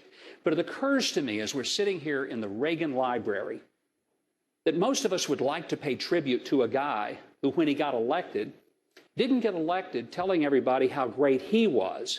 He got elected telling everybody how great the American people were, and he empowered them to live their dreams, which is what I'd love to see us do by no longer penalizing the people who are out there working, because they're taking a gut punch right now. Thank you, Governor. Dr. Carson, you support scrapping the entire tax code and replacing it with a flat tax based on the principle of tithing from the Bible. If you make $10 billion, you pay $1 billion in taxes. If you make $10, you pay $1 in taxes. Donald Trump believes in progressive taxation. He says it's not right that rich people pay the same as the poor. Tell Donald Trump why his ideas on taxes are wrong. It's all about America. You know, the people who say the guy who paid $1 billion because he had 10, he's still got $9 billion left. That's not fair. We need to take more of his money. That's called socialism. That doesn't work so well. What made America into a great nation was the fact that we said, that guy just put in $1 billion. Let's create an environment that's even more conducive to his success so that next year he can put in $2 billion. And that's the kind of thing that helps us to grow. We can't grow by continuing to take a piece of pie and dividing it and redistributing it. But I'm also looking at what Governor Huckabee talked about. You don't want me operating on you, I assure you that. The fair tax. Looking at both of them, we're evaluating them both, and I'm talking to the American people, because one of the things we must recognize is that this country is of, for, and by the people. And it's really time that the government get out of the way and let the people be the ones who decide how they want to run their country. Mr. Trump, what do you think of the flat? Yes, what do you think of the flat tax? Do you think it's fair? Well, I think the thing about the flat tax, I know it very well, that I don't like is if you make $200 million a year, you pay 10%, you're paying very little relatively to somebody that's making $50,000 a year and has to hire H&R Block to do the work because it's so complicated. One thing I'll say to Ben is that we've had a graduated tax system for many years, so it's not a socialistic thing. What I'd like to do is, and I'll be putting in the plan in about 2 weeks, and I think people are going to like it, it's a major reduction in taxes. It's a major reduction for the middle class. The hedge fund guys won't like me as much as they like me right now. I know them all, but they'll pay more. I know people that are making a tremendous amount of money and paying virtually no tax, and I think it's unfair. Thank you, Mr. Trump. Senator Paul. I'm glad we're having a discussion about taxes because everybody laments that we lose jobs overseas. Well, yeah, our companies and our jobs are being chased overseas by a 70,000-page tax code. So that's why I've chosen to get rid of the whole thing and have one single rate, 14.5% for everybody, business and for corporate income and personal income. But we also get rid of the payroll tax, so the working class would get a tax break as well.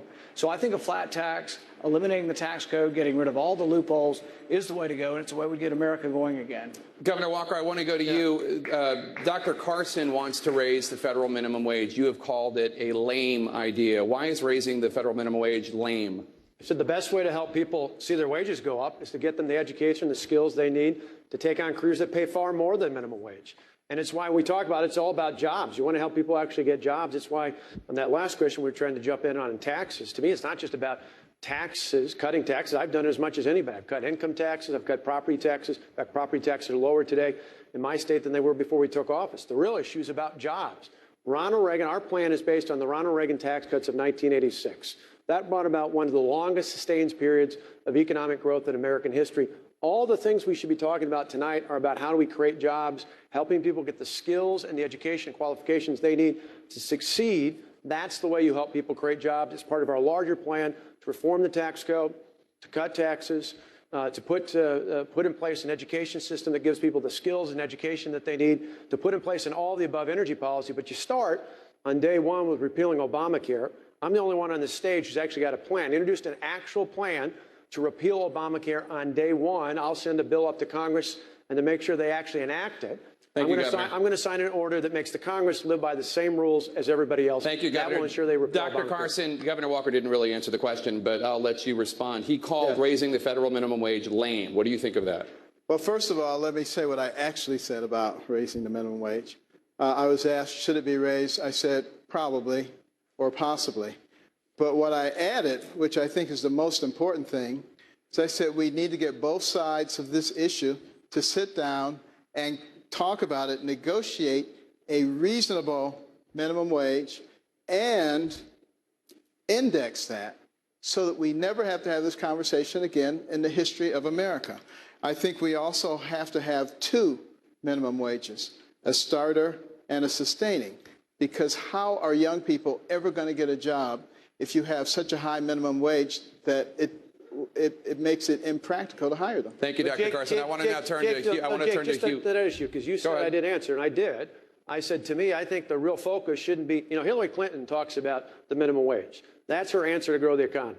The answer is to get people the skills and the education so they make far more than minimum wage. I don't want to argue about how low things are going to be. I want to talk about how do we lift everyone up in America. That's what Reagan talked about. It wasn't how bad things were. It was how to make it better for everyone. That's what we've done in Wisconsin. That's exactly what we do. Let me bring in our partner from Salem Radio Network, Hugh Hewitt. I'd like to talk about winning, because I think all of you are more qualified than former Secretary of State Clinton, and as were the people in the first debate. But there are different styles. And Carly Fiorina, Governor Kasich, you are conveniently located next to each other, and you have different styles.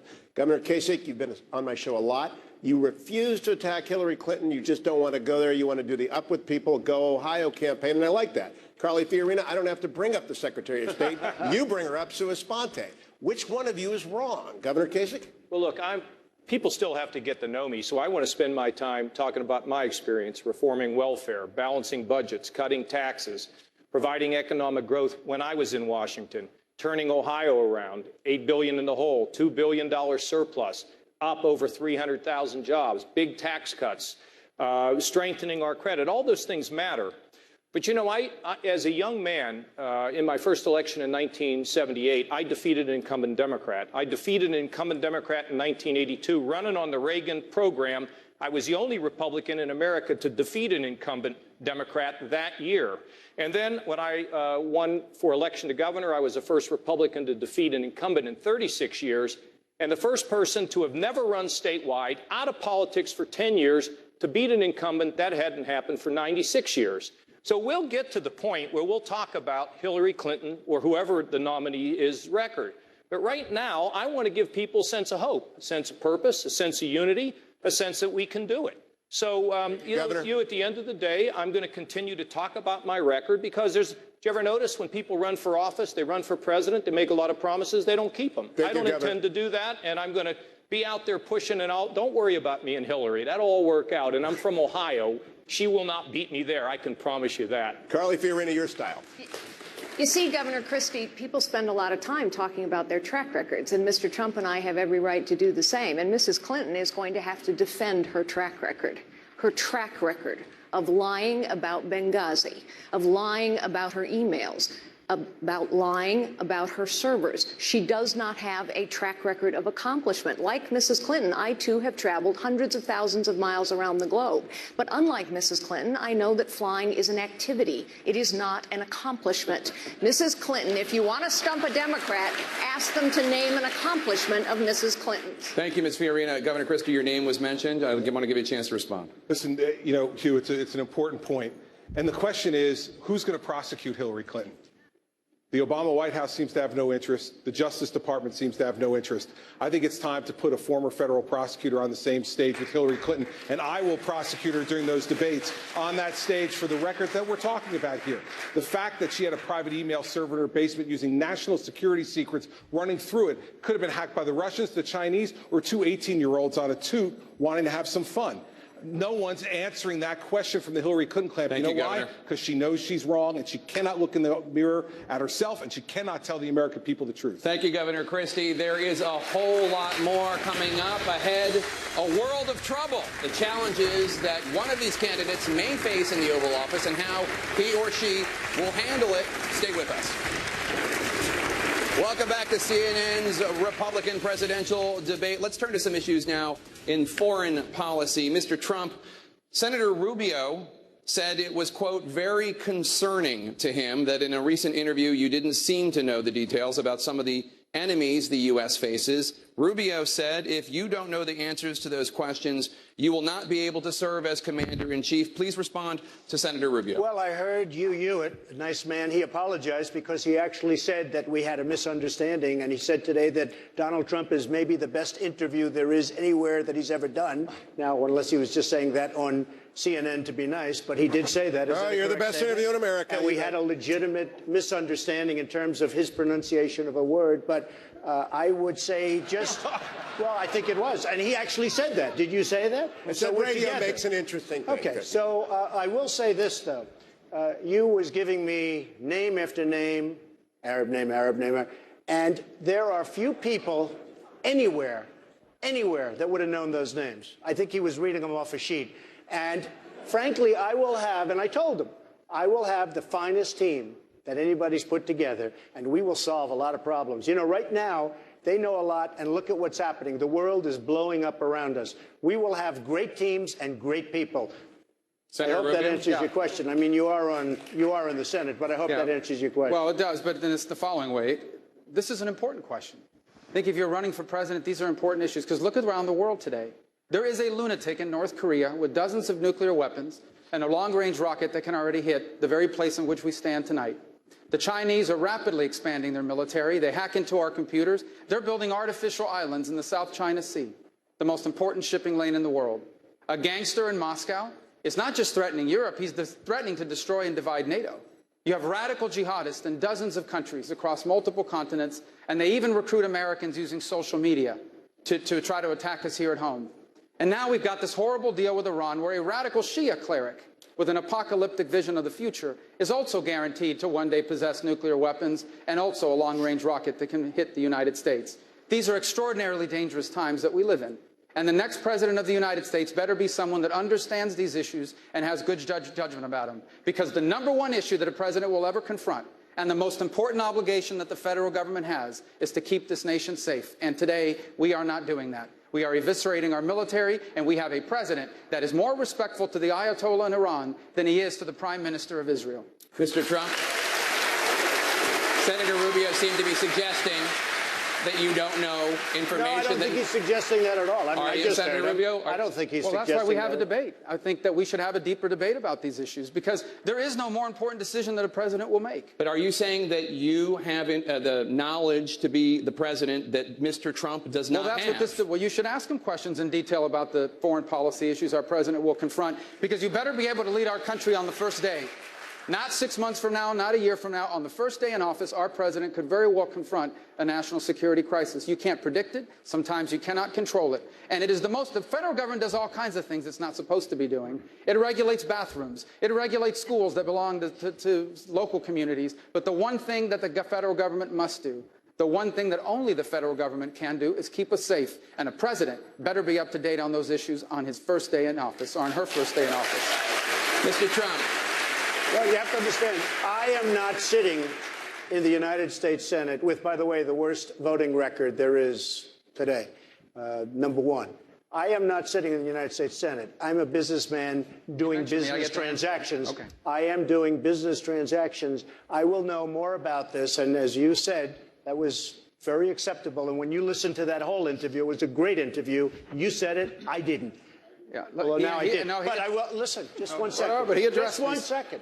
I never get addressed, so when I do, I'm going to jump in. I will know more about the problems of this world by the time I sit. And you look at what's going on in this world right now by people that supposedly know this world is a mess. Senator Rubio, he did invoke your absentee record in the Senate. I'm proud to serve in the United States Senate. You know, when I ran 5 years ago, the entire leadership of my party in Washington lined up against me.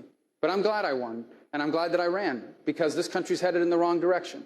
And if we keep electing the same people, nothing is going to change. And you're right, I have missed some votes, and I'll tell you why, Mr. Trump.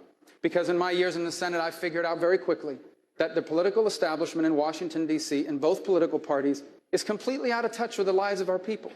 You have millions of people in this country living paycheck to paycheck, and nothing's being done about it. We are about to leave our children with $18 trillion in debt, and they're about to raise the debt limit again.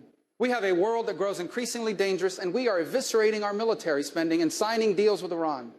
And if this thing continues, we are going to be the first Americans to leave our children worse off than ourselves. That's why I'm missing votes, because I am leaving the Senate. I'm not running for re-election, and I'm running for president because I know this. Unless we have the right president, we cannot make America fulfill its potential. But with the right person in office, the 21st century can be the greatest era that our nation has ever known. Thank you, Senator Rubio. I want to turn now to Hugh Hewitt. Thank you, Jake.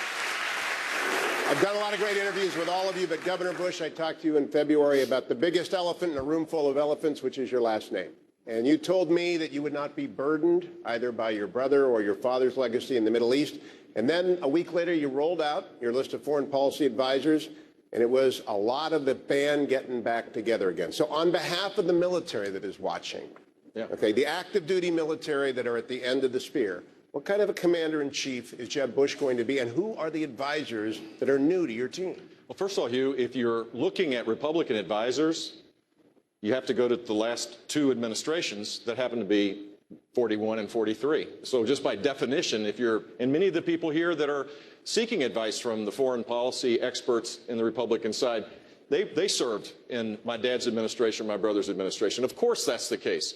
But I'm my own man. I'm going to create a strategy that's based on the simple fact that the United States needs to lead the world. The first thing that we need to do is to stop the craziness of the sequester, rebuild our military so that we don't deploy people over and over again without the necessary equipment to keep them safe, to send a signal to the world that we're serious. If we're going to lead the world, then we need to have the strongest military possible. We need to rebuild our counterintelligence and intelligence capabilities. We need to focus on the fact that the next president's going to start in 2017, not in 1990, 30 years ago, or when my brother started. The world is dramatically different. And I believe that we need to restore America's presence and leadership in the world. Name a country where our relationship is better today than it was the day that Barack Obama got elected president. Under Hillary Clinton and Barack Obama, we have seen a weakness that now creates huge problems for the next president of the United States. So I'll have a team that will be following the doctrine that I set up, and it'll be peace through strength. We're sitting here in this library, which is a wonderful place to talk about this, because that's exactly what happened in the 1980s, and the world was a lot safer because of the leadership of Ronald Reagan and my brother. I want to ask you a question, though. You've promised us great leaders, and I believe that. But Jeb Bush has laid out 20 different people that have experience around the world. There are 190 countries. You can't run the world by yourself. When are we going to get some names on your military and your foreign policy advisors? And I'm meeting with people that are terrific people, but I have to say something because it's about judgment. I am the only person on this dais, the only person that fought very, very hard against us, and I wasn't a sitting politician, going into Iraq. Because I said going into Iraq, that was in 2003, you can check it out, I'll give you 25 different stories. In fact, a delegation was sent to my office to see me because I was so vocal about it. I'm a very militaristic person, but you have to know when to use the military. I'm the only person up here that fought against going into Iraq. Hugh, can I make a response to that? Just excuse me 1 second, Can I make if you a don't mind, response to that? You know, you are on less, you do have your 1%. I would like, and I think it's very important, I think it's important because it's about judgment. It's about judgment. I didn't want to go into Iraq, and I fought it because what I said to you, was you're going to destabilize the Middle East, and that's what happened. So he's referred to me in his remarks. May I make a response? Right after me. Go ahead, I'll yield the floor. What do you guys say in the Senate when you're talking and debating? Absolutely. Go ahead. Here's the facts. When Donald Trump talks about judgment, what was his position on who would have been the best negotiator to deal with Iran? It wasn't a Republican. It was Hillary Clinton.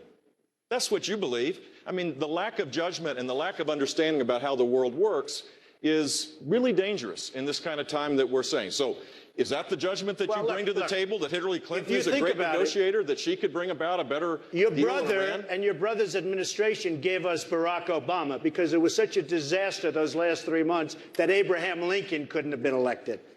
You know what? As it relates to my brother, there's one thing I know for sure. He kept us safe. I don't know if you remember, Donald, you remember the rubble? You remember the firefighter with his arms around it? He sent a clear signal that the United States would be strong and fight Islamic terrorism, and he did keep us safe. I don't know. You feel safe right now? I don't feel so safe. Well, that's because of Barack. That's because of Barack Listen, my Obama. brother. That's because of Barack Obama. We've had a president who called ISIS the JB Squad, Yemen a success story, Iran a place we can do business with. It's not because of George W. Bush. It's because of Barack Obama. And when but here on that point though, whether we're talking about national security, foreign policy, or we're talking about domestic policy, Or the collapse of the economy. The key issue here is talking about leadership. Now, there's a lot of great people up here, and you've heard a lot of great ideas out there. But I would ask the American people, look at who's been tested. When there were 100,000 protesters in my capital, I didn't back down. When they issued death threats against me and threats against my family, I didn't back down. When they tried to recall me, I didn't back down. And when they made me one of their number one targets last year, I didn't back down. Give me the chance to be your president. Thank you, Governor. I won't back down on any of these issues. Senator Paul. The remark was made that there hadn't been anyone else on the podium opposed to the Iraq War. I've made my career as being an opponent of the Iraq War. I was opposed to the Syrian War. I was opposed to arming people who are our enemies. Iran is now stronger because Hussein is gone. Hussein was the great bulwark and counterbalance to the Iranians. So when we complain about the Iranians, you need to remember that the Iraq War made it worse. Originally, Governor Bush was asked, was the Iraq War a mistake? And he said, no, we'd do it again. We have to learn sometimes the interventions backfire. The Iraq War backfired and did not help us. We're still paying the repercussions of a bad decision. We have to make the decision now in Syria. Should we topple Assad? Many up here wanted to topple Assad, and it's like, I said no, because if you do, ISIS will now be in charge. Thank you, Senator Paul. of I understand that Governor Bush's name has been invoked, and then we can go to you, Senator Rubio. Here's the lessons of history. When we pull back, voids are created.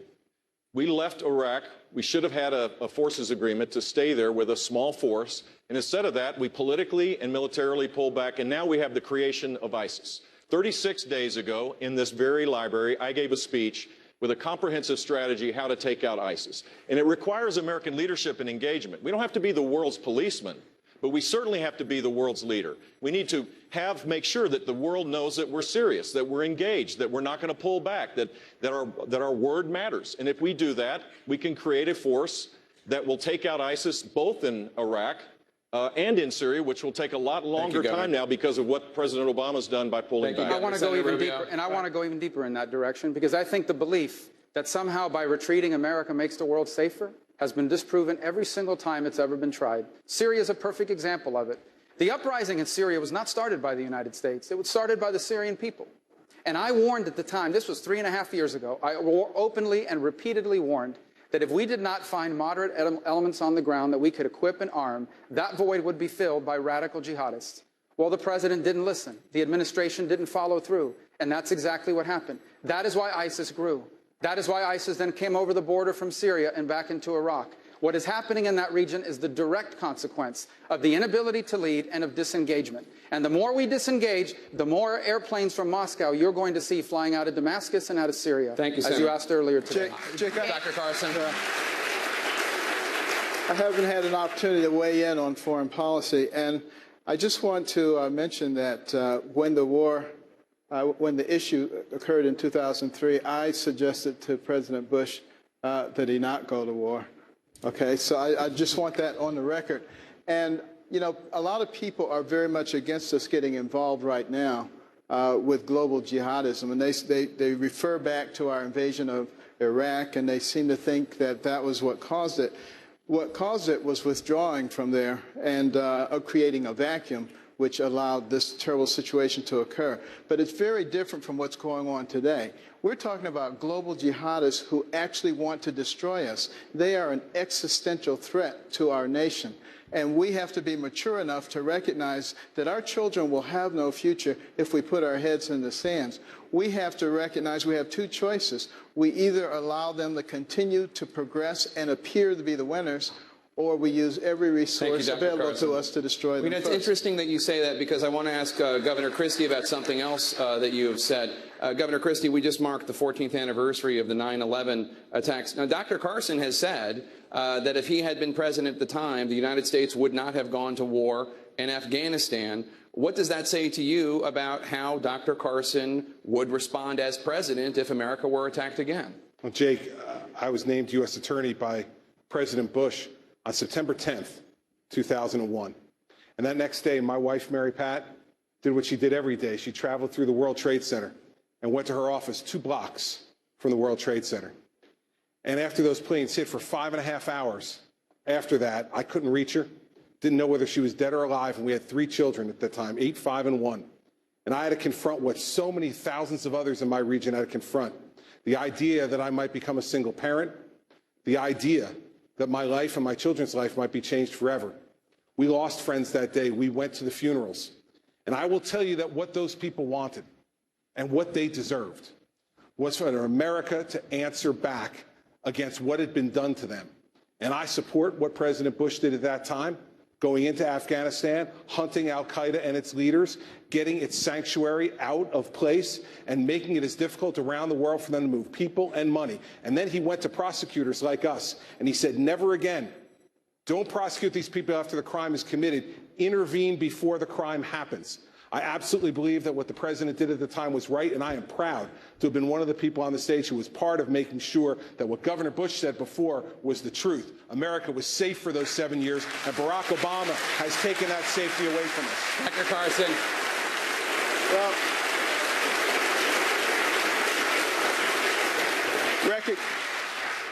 recognize that, you know, President George W. Bush was a great friend of ours, and we spent many wonderful days at the White House.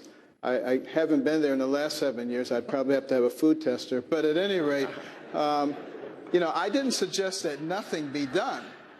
What I suggested to President Bush is to be Kennedy-esque in the sense that when the Russians got ahead of us in the space race, what we did is use the bully pulpit to galvanize everybody, business, industry, academia, behind a national goal to put a man on the moon and bring him back safely. I said, you can do the same kind of thing.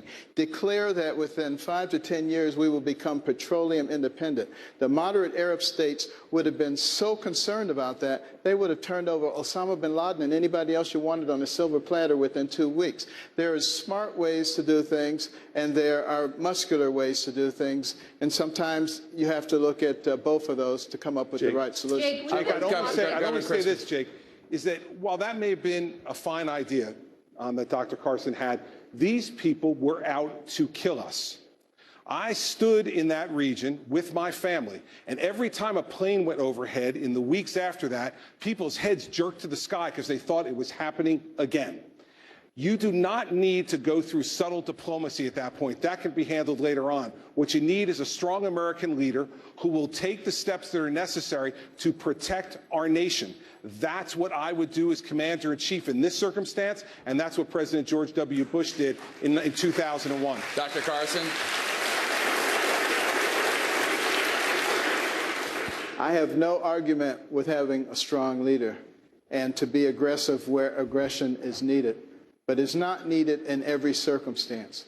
There is a time when you can use your intellect to come up with other ways to do things, and I think that's what we have to start thinking about. There is no question that a lot of these problems that we have been talking about in terms of the international situation is because we are weak. It's because our Navy is so small. It's because our Air Force is incapable of doing the same things that it did a few years ago. It's because our Marine Corps is not ready to be deployed. There are a lot of problems that are going on, and we need to solve those problems. We need to build up our military. Radical terrorism cannot be solved by intellect. It cannot. They require, what they need is they need an operating space. That's what Afghanistan was for al-Qaeda. It was a vacuum that they filled, and they created an operating space. That's why they had to be drawn out of there. That's why they had to be destroyed. It is the reason why ISIS has now grown as well.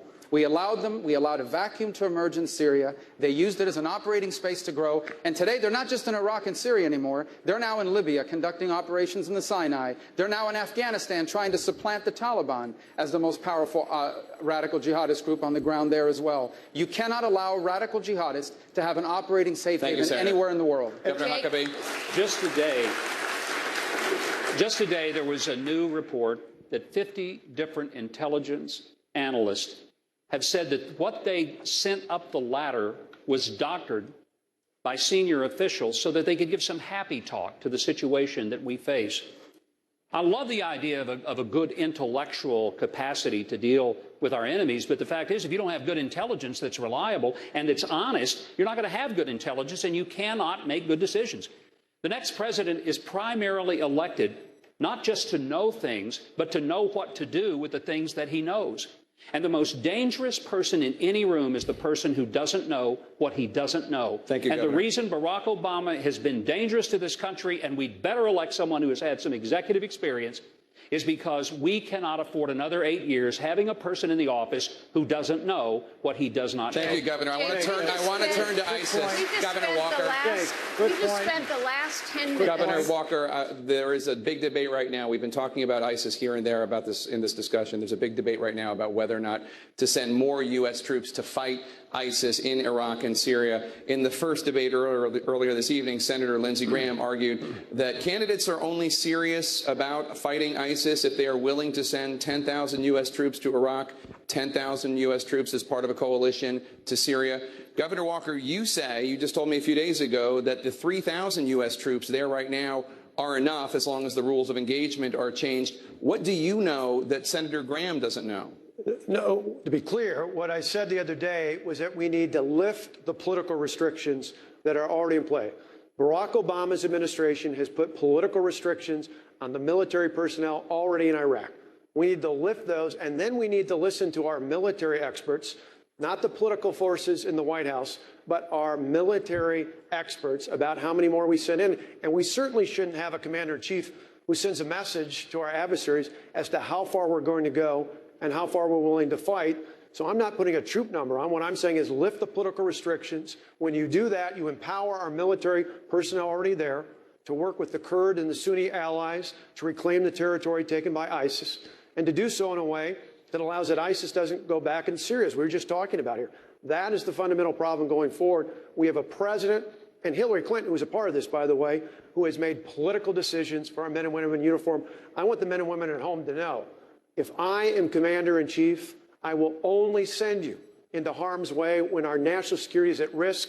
And if we do, you know you'll have our full support, the support of the American people, and you'll have a clear path for victory. Thank you, Governor. Senator Paul, I want to go to you because you have said that the boots on the ground to fight ISIS need to be Arab boots. We just learned today that despite the Obama administration spending $500 million to help create those Arab boots, there are only 4 or 5 U.S. trained fighters in Syria fighting ISIS. What does that say to you about the effectiveness of the idea of the boots on the ground need to be Arab boots?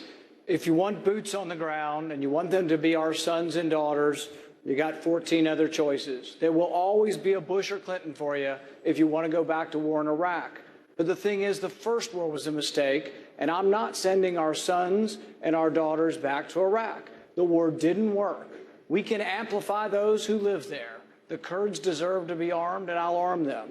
We can use our Air Force to amplify the forces there, but the boots on the ground need to be the people who live there.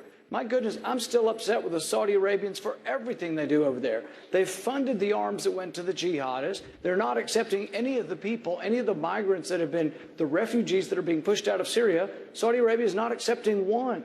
Why are we always the world's patsies that we have to go over there and fight their wars for them? They need to fight their wars. We need to defend American interests, but it's not in America's national security interest to have another war in Iraq. We're going to turn to some domestic issues now. I want to bring in my colleague, Dana Bash. Can I just make one point on this whole military discussion? I called for boots on the ground many months ago in a coalition with our friends who share our interests. You know, you win a battle with the military. And when we go somewhere, we need to be mobile and lethal. We need to take care of business, and we need to come home. But we face also a bigger war, and you win the bigger war with the battle of ideas. You wonder why young people and educated people, rich people, schooled people have tried to join ISIS.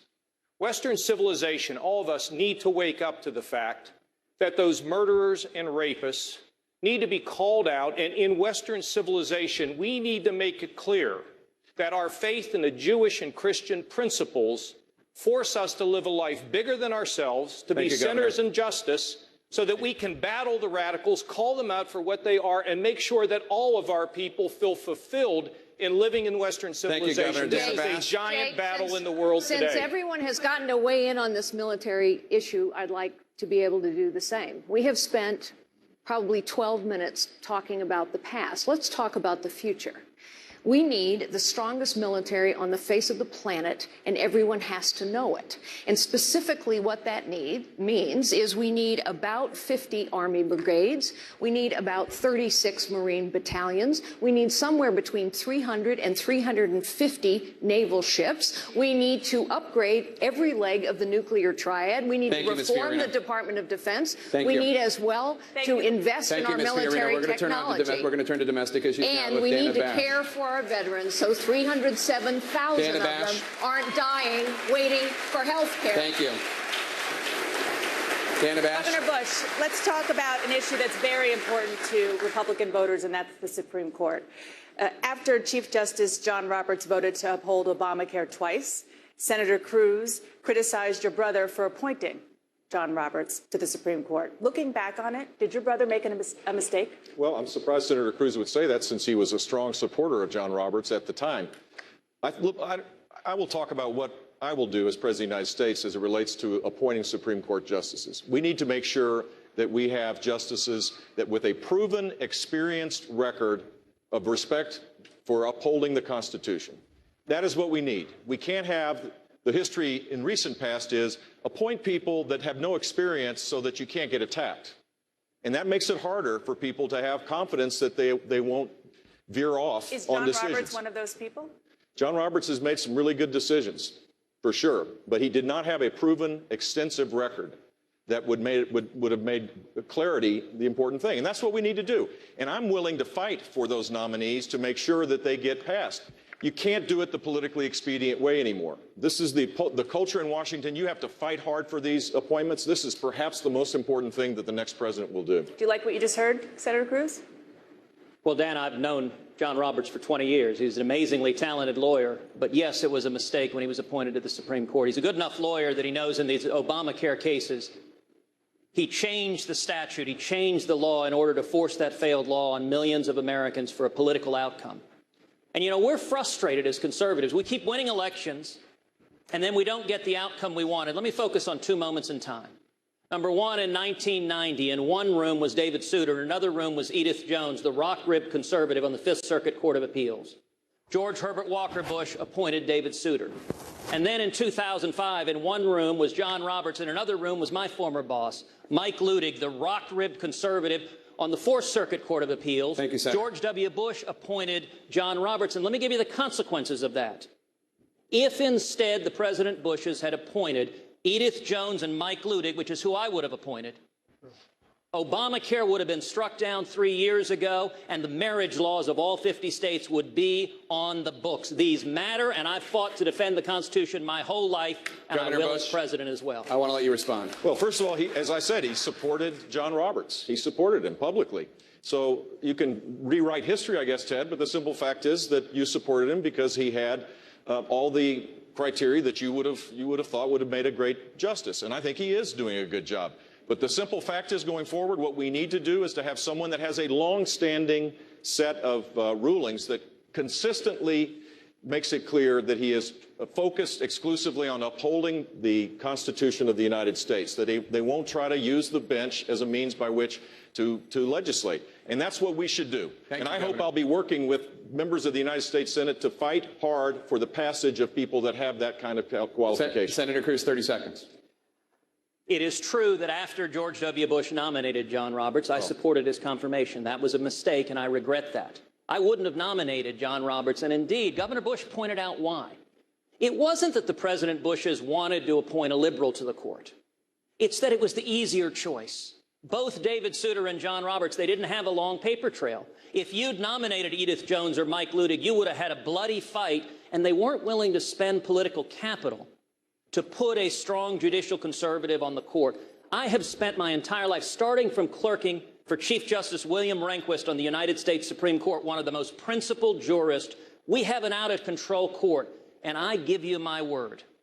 If I'm elected president, every single Supreme Court justice will faithfully follow the law and will not act like philosopher kings imposing their liberal policies on millions of Americans who need to be trusted to govern ourselves. Thank you, Senator. Governor Huckabee, I want to bring you in very quickly, if you could. Will you have a litmus test when it comes to appointing Supreme Court nominees? You better believe I will, because I'm tired of liberals always having a litmus test and conservatives are supposed to pretend we don't. Well, let me tell you what mine would be. Number one, I'd ask, do you think that the unborn child is a human being, or is it just a blob of tissue? I'd want to know the answer to that. I'd want to know, do you believe in the First Amendment? Do you believe that religious liberty is the fundamental liberty around which all the other freedoms of this country are based? And I'd want to know, do you really believe in the Second Amendment? Do you believe that we have an individual right to bear arms, to protect ourselves and our family, and to protect our country? And do you believe in the Fifth and the 14th Amendment? Do you believe that a person, before they're deprived of life and liberty, should in fact have due process and equal protection under the law? Because if you do, you're going to do more than defund Planned Parenthood. One final thing. I'd make darn sure that we absolutely believe the 10th Amendment. Every governor on this stage would share this much with you. Every one of us. Our biggest fight wasn't always with the legislature or even with the Democrats.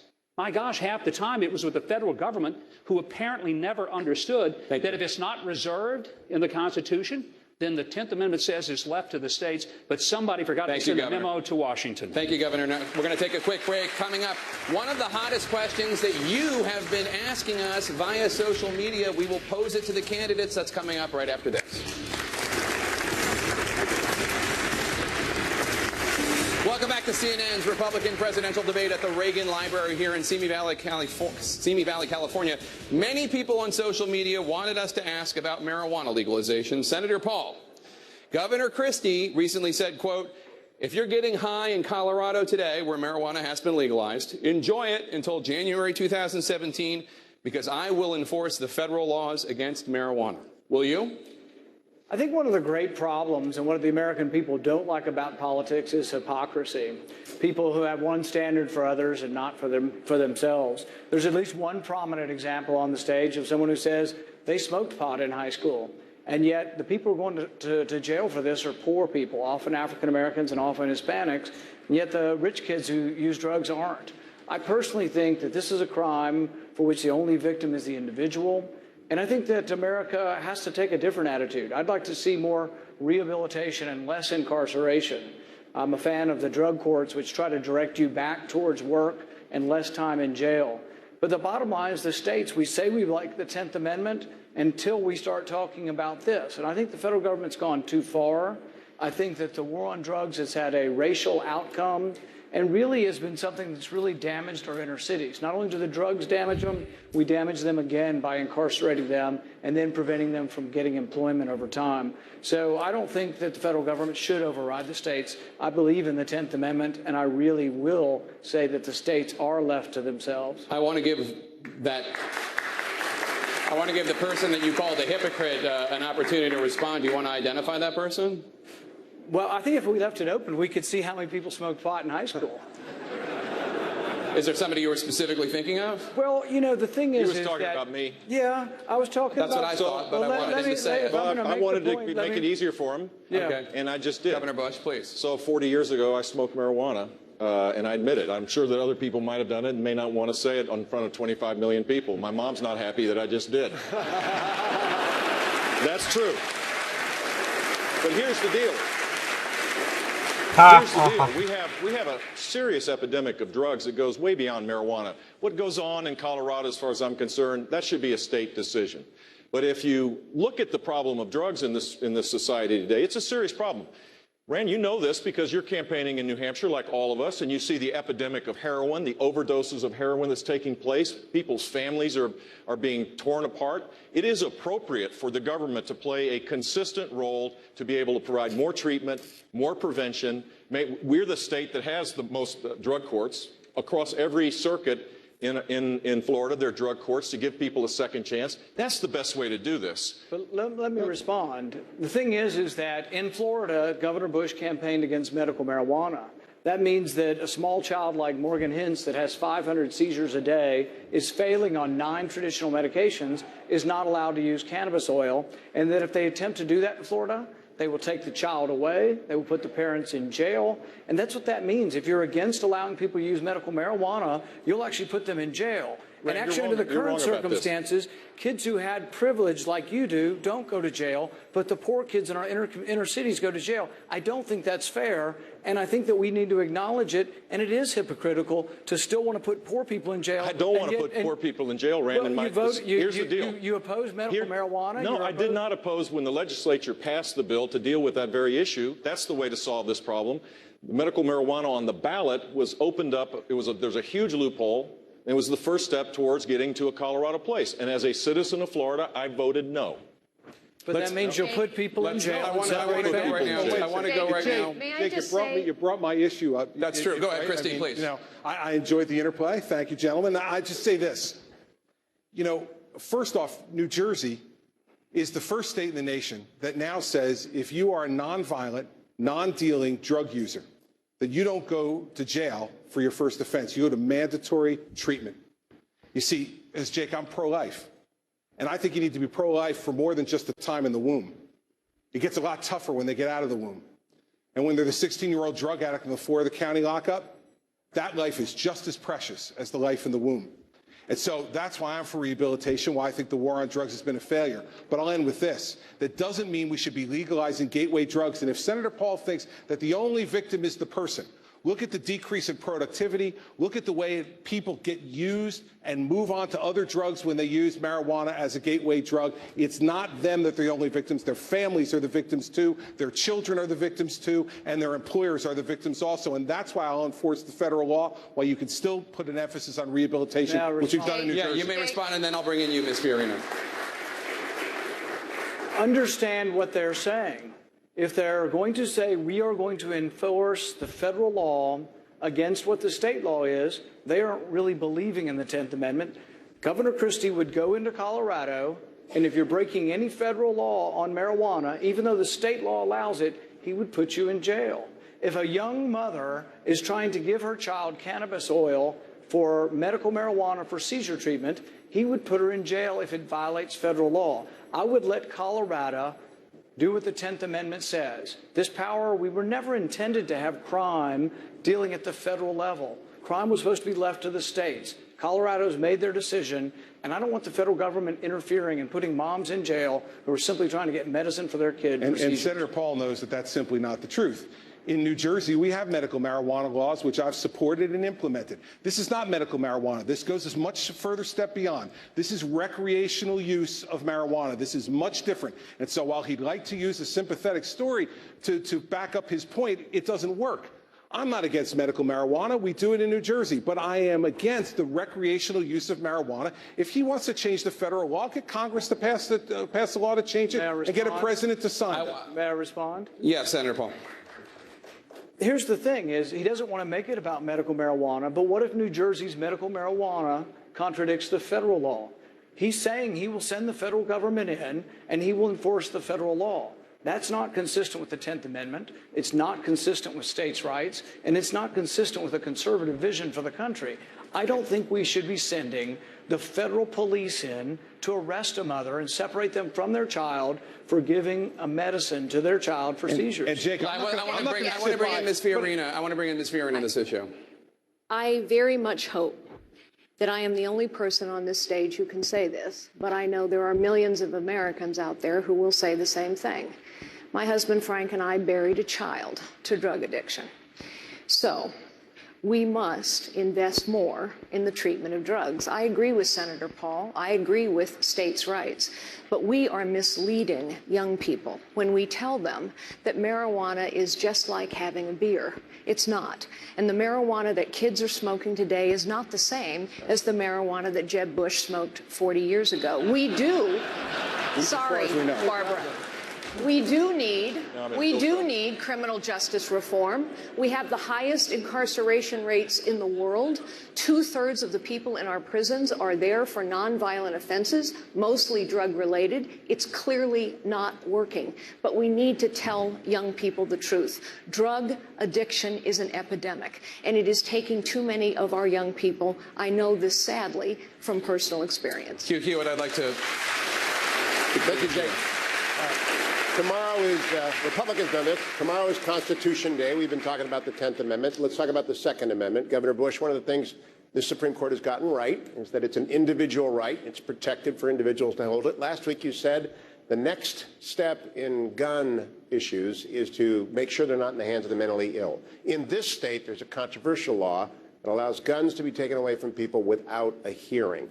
Where does it go? And the problem of violence is endemic, but where does it go from what you said last week? How far into people's lives to take guns away from them? Not very far. I think we need to do this state by state. There are places that get this right, and we need to make sure that we protect the privacy laws. This is a complicated place.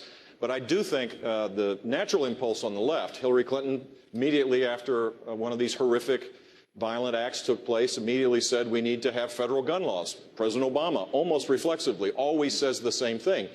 And the net result is you're going to take away rights of law-abiding citizens, the 99.999% of the people that are law-abiding citizens. That's not the right approach to do it. In Florida, we have a background check. We have concealed weapon permit holders. In fact, there's 1,200,000 of them. We have a reduction in violent crime because we put people behind bars when they use a gun in the commission of a crime. That's the better approach. But we're living in a society today where despair kind of grows in isolation. If a family member calls and says, my child, my brother, my sister is disturbed, ought the state be able to go and get their weapon without a hearing? I think there needs to be a hearing, but the fact is we need to encourage that kind of involvement. That's exactly what we need to do. Here, Hugh, and there's a broader issue here as well. First of all, the only people that follow the law are law-abiding people. Criminals, by definition, ignore the law. So you can pass all the gun laws in the world like the left wants. The criminals are going to ignore it because they are criminals. Here's the real issue. The real issue is not what are people using to commit violence, but why are they committing the violence? And here's the truth. Because you cannot separate the social, moral well-being of your people from their economic and other well-being. You cannot separate it. You can't have a strong country without strong people. You cannot have strong people without strong values, and you cannot have strong values without strong families and the institutions in this country that defend and support those families. Well, and today we have a left-wing government under this president that is undermining all of the institutions in society that support the family and teach those values. Senator Cruz, I wanted to go to you. You're a constitutional litigator. Are you afraid of the next step theory of what happens to Second Amendment rights?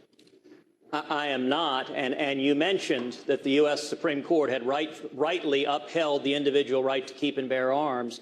I was proud to lead 31 states before the U.S. Supreme Court defending the Second Amendment, and we won that landmark victory. And indeed, just a couple of years ago, when Harry Reid and Barack Obama came after the right to keep and bear arms of millions of Americans, I was proud to lead the fight in the United States Senate to protect our right to keep and bear arms.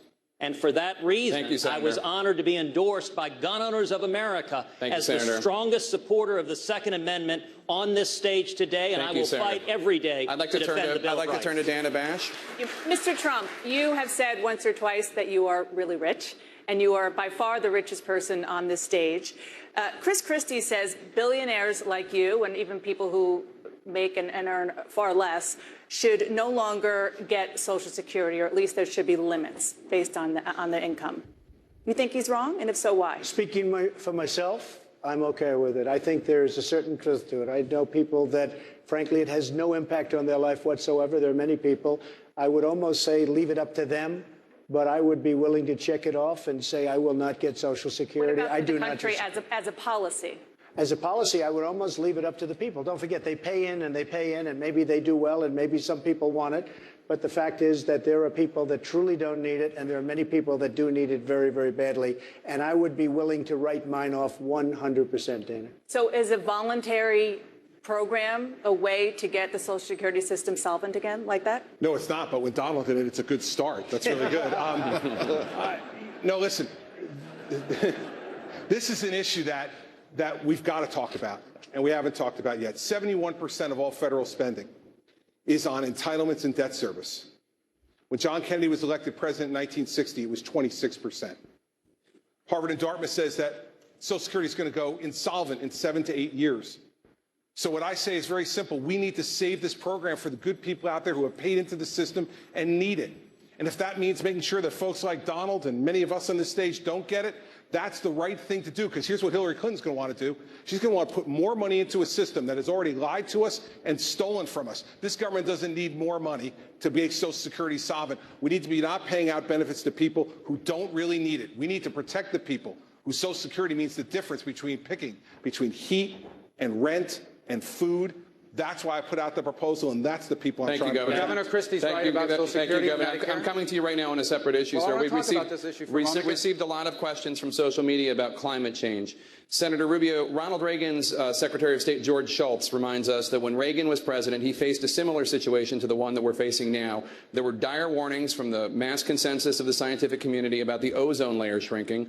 Shultz says Ronald Reagan urged skeptics in industry to come up with a plan. He said, do it as an insurance policy in case the scientists are right. The scientists were right. Reagan and his approach worked. Secretary Shultz asks, why not take out an insurance policy and approach climate change the Reagan way? Because we're not going to destroy our economy the way the left-wing government that we are under now wants to do. I'm citing George Shultz. Well, I don't. He may have lined up with their positions on this issue, but here's the bottom line. Every proposal they put forward are going to be proposals that will make it harder to do business in America, that will make it harder to create jobs in America. Single parents are already struggling across this country to provide for their families. Maybe a billionaire here in California can afford an increase in their utility rates, but a working family in Tampa, Florida, or anywhere across this country cannot afford it. So we are not going to destroy our economy. We are not going to make America a harder place to create jobs in order to pursue policies that will do absolutely nothing to change our economy, to change our climate, to change our weather, because America is a lot of things. The greatest country in the world, absolutely. But America is not a planet. And we're not even the largest carbon producer anymore. China is. And they're drilling a hole and digging anywhere in the world that they can get a hold of. So the bottom line is, I am not in favor of any policies that make America a harder place for people to live or to work or to raise their families. Governor Christie, you have said that climate change is real and that humans help contribute to it. Without getting into the issue of China versus the United States, which I understand you've talked about before, what do you make of skeptics of climate change, such as Senator Rubio? I don't think Senator Rubio is a skeptic of climate change. I think what Senator Rubio said I agree with. That, in fact, we don't need this massive government intervention to deal with the problem. Look at what we've done in New Jersey. We've already reached our clean air goals for 2020, and when I was governor, I pulled out of the regional cap and trade deal, the only state in the Northeast that did that. And we still reached our goals. Why? Because 53% of our electricity comes from nuclear. We use natural gas. We use solar power. We're the third highest using solar power state. You know why? Because we made all of those things economically feasible. I agree with Marco. We shouldn't be destroying our economy in order to chase some wild left-wing idea that somehow us by ourselves is going to fix the climate. We can contribute to that and be economically sound. We've proven that we could do that in New Jersey. Nuclear needs to be back on the table in a significant way in this country if we want to go after this problem. Just for the record, I was citing Secretary of State George Shultz, Ronald Reagan Secretary of State, who I don't think anybody would call him left-wing. No, listen, everybody makes a mistake every once in a while, Jake, even George Shultz. And if that's truly a representation of what he believes we should be doing, then with all due respect to the former Secretary of State, I disagree with him. Jake, you mentioned me and called me a denier. Let me say, climate change... I called you a skeptic. Okay, a skeptic. You know, you can measure the climate. You can measure it. That's not the issue we're discussing. Here's what I'm skeptical of. I'm skeptical of the decisions that the left wants us to make, because I know the impact those are going to have, and they're all going to be on our economy. They will not do a thing to lower the rise of the sea. They will not do a thing to cure the drought here in California. But what they will do is they will make America a more expensive place to create jobs. And today, with millions of people watching this broadcast that are struggling paycheck to paycheck, that do not know how they're going to pay their bills at the end of this month, I am not in favor of anything that is going to make it harder for them to raise their family. And Jake, Thank you, Senator. I want to go to another question right now. I want to go to another question. Jake, a lot of those people, though, and I'm going to echo what Senator Rubio just said. This is an issue where we're talking about in my state, it's thousands of manufacturing jobs.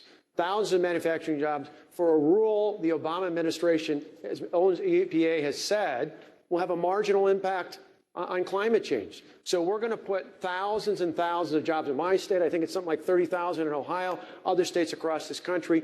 We're going to put people, manufacturing jobs, the kind of jobs that are far greater than minimum wage. This administration is willing to put at risk for something its own EPA says is marginal. Thank you, Governor. Thank you, Governor. I'm turning to another issue right now.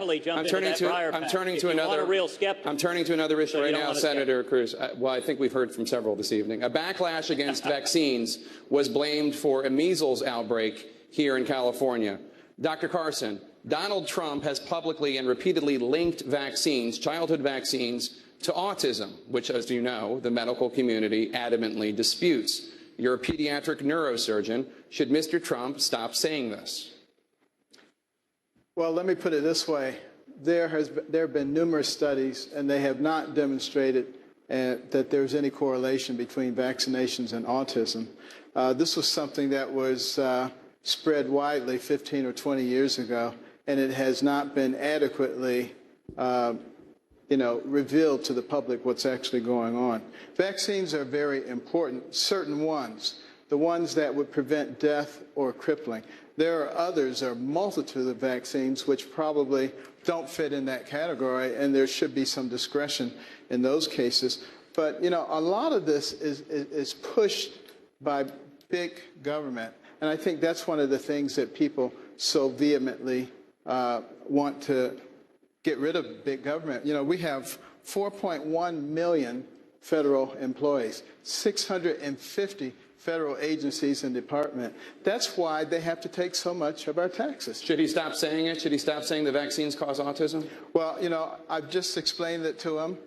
He can read about it if he wants to. I think he's an intelligent man and will make the correct decision after getting the real facts. Mr. Trump, as president, Well, you would. I'd like to respond. I'm going right to you. I'd like to Mr. respond. Trump, as president, you would be in charge of the Centers for Disease Control and the National Institutes of Health, both of which say you are wrong. How would you handle this as president? Autism has become an epidemic. 25 years ago, 35 years ago, you look at the statistics, not even close. It has gotten totally out of control. I am totally in favor of vaccines, but I want smaller doses over a longer period of time. Because you take a baby in, and I've seen it, and I had my children taken care of over a long period of time, over a 2 or 3 year period of time, same exact amount. But you take this little beautiful baby and you pump, it looks just like it's meant for a horse, not for a child.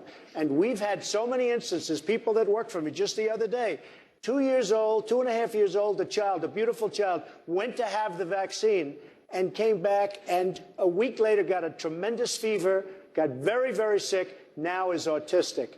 I only say I'm in favor of vaccines. Do them over a longer period of time, same amount, but just in little sections. Dr. Carson? And I think you're going to see a big impact on autism. Dr. Carson, you just heard his medical take.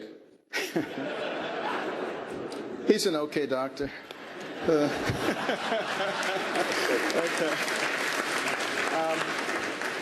But, the fact of the matter is, we have extremely well-documented proof that there's no autism associated with vaccinations.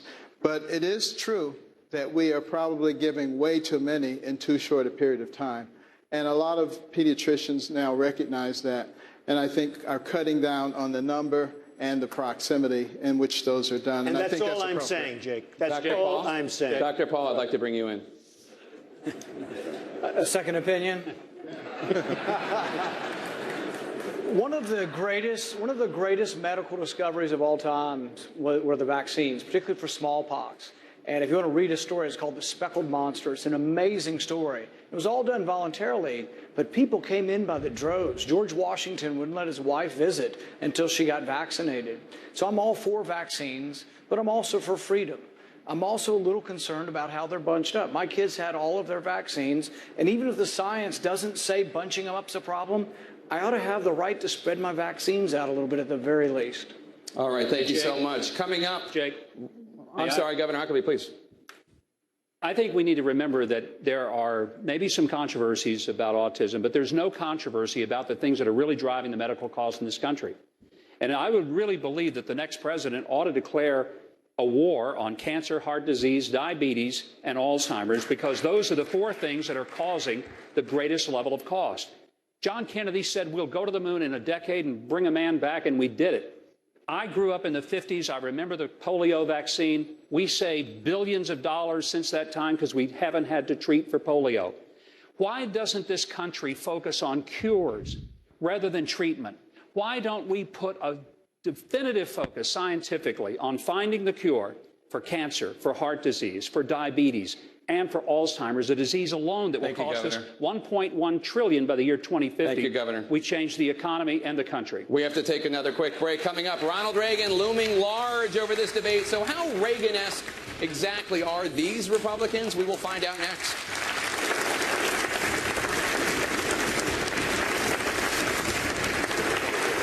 Welcome back to CNN's Republican presidential debate at the Reagan Library in Simi Valley, California. We have a few last questions for you, two of them a little lighthearted, the other one more serious. We'll start with one of the more light questions. Senator Paul, I'm going to start with you, and we're just going to go down the line. Earlier this year, the Treasury Department announced that a woman will appear on the $10 bill. What woman would you like to see on the $10 bill? Ooh, that's a tough one. You know, I'm big on that we were, and I love what Carly said about women's suffrage. I think Susan B. Anthony might be a good choice. Governor Huckabee. That's an easy one. I'd put my wife on there. I've been married to her 41 years. She's fought cancer and lived through it. She's raised 3 kids, 5 great-grandkids, and she's put up with me. I mean, who else could possibly be on that money other than my wife? And then that way she could spend her own money to her face. Senator Paul? No, Senator Rubio? I'm sorry, Senator Rubio? Sorry. I know we all look alike, right? Just the senators. The Rosa Parks, an everyday American that changed the course of history. Senator Cruz. Well, I wouldn't change the $10 bill. I'd change the 20. I'd take Jackson off, and I'd leave Alexander Hamilton right where he is as one of our founding fathers. And I very much agree with Marco that it should be Rosa Parks. She was a principled pioneer that helped change this country, helped remedy racial injustice, and that would be an honor that would be entirely appropriate. Dr. Carson. I'd put my mother on there. You know, she was one of 24 children, got married at age 13, had only a 3rd grade education, had to raise 2 sons by herself, refused to be a victim, wouldn't let us be victims, and has been the inspiration for many people. Mr. Trump. Well, because she's been sitting for 3 hours, I think my daughter Ivanka, who's right here. Other than that, we'll go with Rosa Parks. I like that. Governor Bush. I would go with Ronald Reagan's partner, Margaret Thatcher. It's probably illegal, but what the heck, since it's not going to happen. A strong leader is what we need in the White House, and she certainly was a strong leader that restored the United Kingdom to greatness. Governor Walker. First of all, I got to say to Carson Huckabee, thanks a lot for making the rest of us look like chumps up here. But I'd put Clara Barton. I once worked for the American Red Cross. She was a great founder of the Red Cross. Ms. Fiorina. I wouldn't change the $10 bill or the $20 bill. I think, honestly, it's a gesture. I don't think it helps to change our history. What I would think is that we ought to recognize that women are not a special interest group. Women are the majority of this nation. We are half the potential of this nation, and this nation will be better off when every woman has the opportunity to live the life she chooses.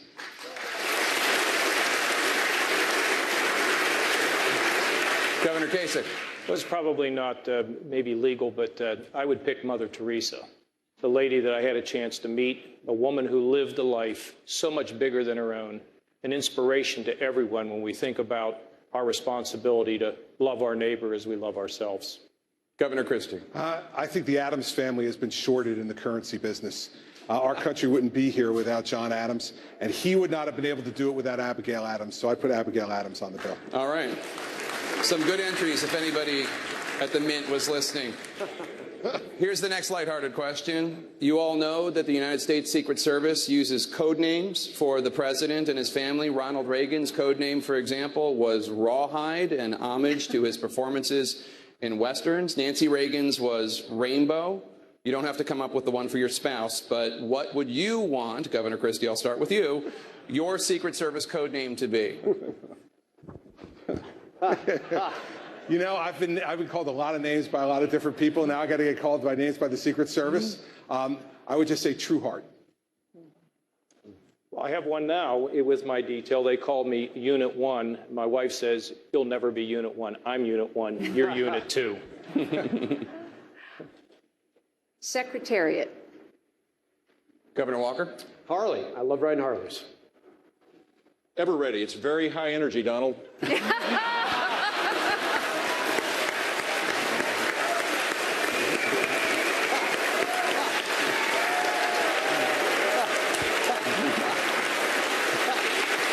Mr. Trump? Humble. That's a good one. Dr. Carson? One nation. Senator Cruz? You know, as a Cuban, I might go with Cohiba. And I'll tell you, I'd go for Heidi, Angel, because she is my angel.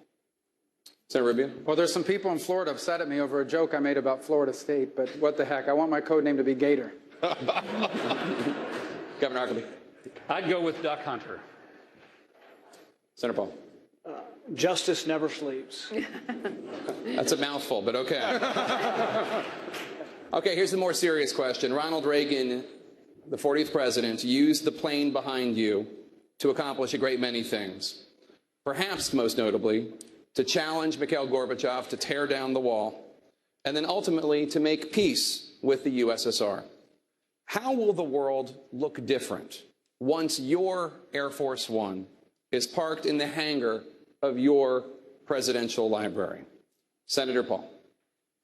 You know, I met Ronald Reagan as a teenager, and my family were big supporters of him when he ran against Gerald Ford. It was a big deal because he was the grassroots running against the establishment. And I'll never forget that, and how we stood up and said, you know what, this is something new that our country needs and our party needs. If I were president, I would try to be one who says, you know what, I'm a Reagan conservative. I'm someone who believes in peace through strength, and I would try to lead the country in that way, knowing that our goal is peace and that war is the last resort, not the first resort, and that when we go to war in a constitutional way, which means that we have to vote on it, that war is initiated by Congress, not by the president, and that we go to war reluctantly. But then when we go to war, we don't fight with one arm tied behind our back. We fight all out to win, but then we come home.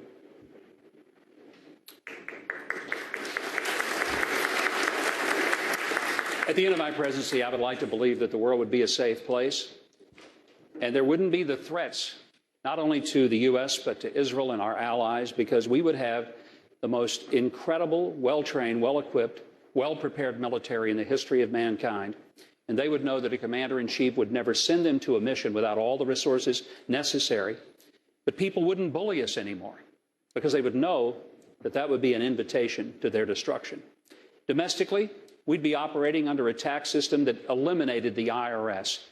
People wouldn't be punished for their work and for what they produced. And life would be really deemed precious. Abortion would be no more. It would be as much of a scourge in our past as slavery is. And we'd have a peaceful country where people respected each other and people respected law enforcement. And we would focus on cures. And we would make this country not only safe from our enemies without, but safe from the enemies within. And it would be a good place to raise our kids and our grandkids.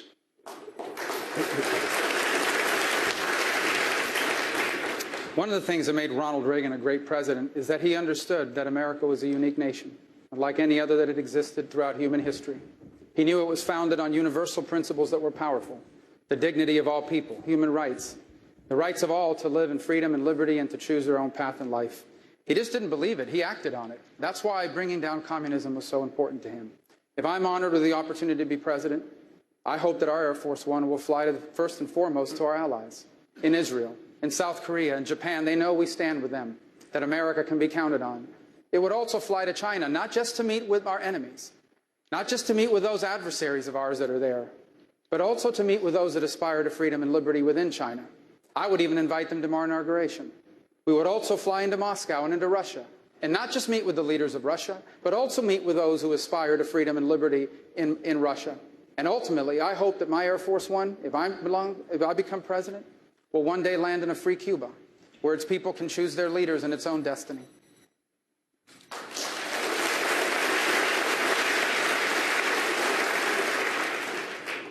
Ronald Reagan believed in America.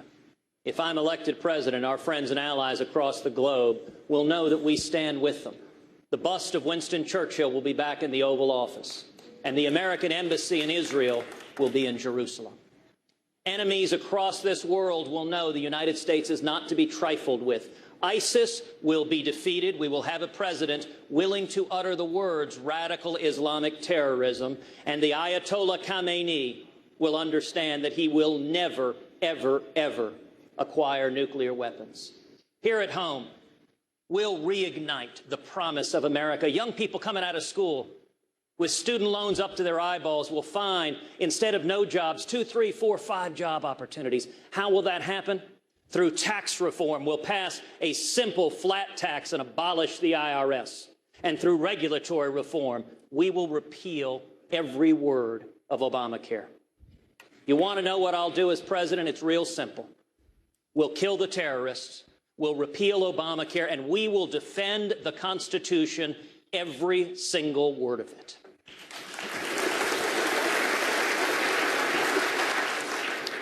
Well, you know, I was a radical Democrat before I started listening to Ronald Reagan. And he didn't sound like what they said Republicans were. He sounded logical. And I hope that I sound logical also. Because when I look at what's going on with the United States of America, I see a lot of things that are not logical. I see us allowing people to divide us when, in fact, our strength is in our unity. I see people exercising the most irresponsible fiscal habits that anyone could possibly do and hiding it from the American people so that the majority of people have no idea what our financial situation is. So when someone comes along and says, free college, free phones, free this and that and the other, they say, wow, that's nice, having no idea that they're destabilizing our position. And I think also that Ronald Reagan was a master at understanding that a pinnacle nation has to be a nation that leads. If we learn to lead in the Middle East right now, a coalition will form behind us, but they will never do it if we just sit there and talk about it. Real leadership is what I would hopefully bring to America.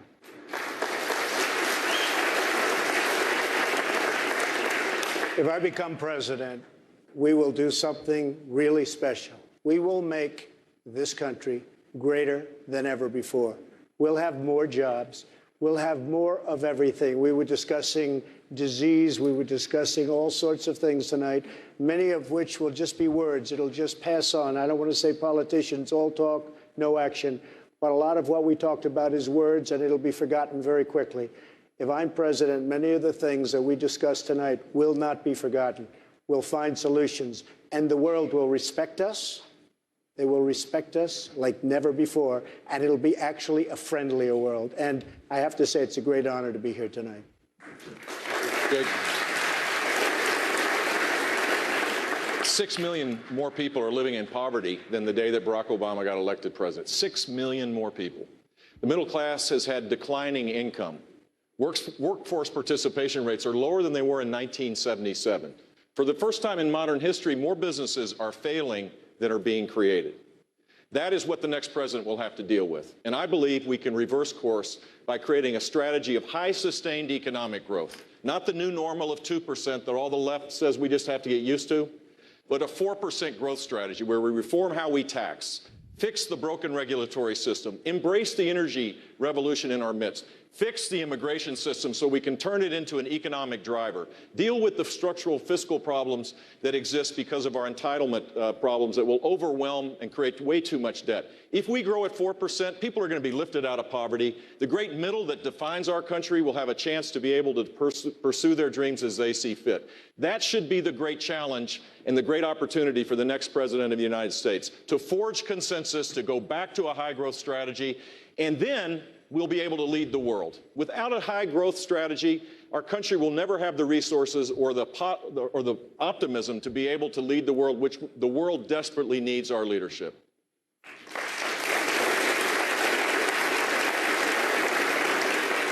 Well, I turned 13 years old 2 days before Ronald Reagan was first elected. A lot of people forget this, but just a few days before that election, 1980, he was behind in the polls.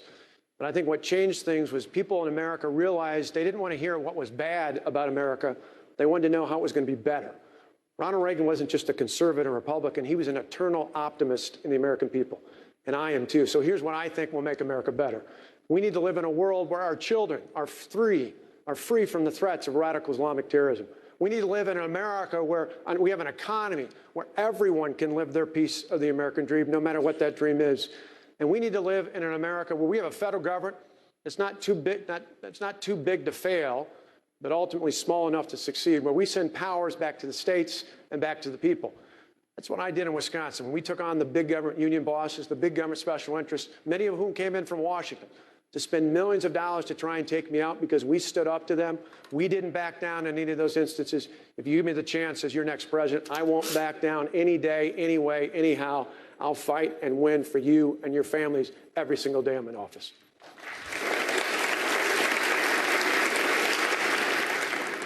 I think what this nation can be and must be is symbolized by Lady Liberty and Lady Justice. Lady Liberty stands tall and strong. She is clear-eyed and resolute. She doesn't shield her eyes from the realities of the world, but she faces outward into the world nevertheless, as we always must. And she holds her torch high because she knows she is a beacon of hope in a very troubled world. And Lady Justice holds a sword by her side because she is a fighter, a warrior for the values and the principles that have made this nation great. She holds a scale in her other hand. And with that scale, she says all of us are equal in the eyes of God. And so all of us must be equal in the eyes of the law and the government, powerful and powerless alike. And she wears a blindfold. And with that blindfold, she is saying to us that it must be true, it can be true, that in this country, in this century, it doesn't matter who you are. It doesn't matter what you look like. It doesn't matter how you start. It doesn't matter your circumstances. Here in this nation, every American's life must be filled with the possibilities that come from their God-given gifts. One nation, under God, indivisible, with liberty and justice for all.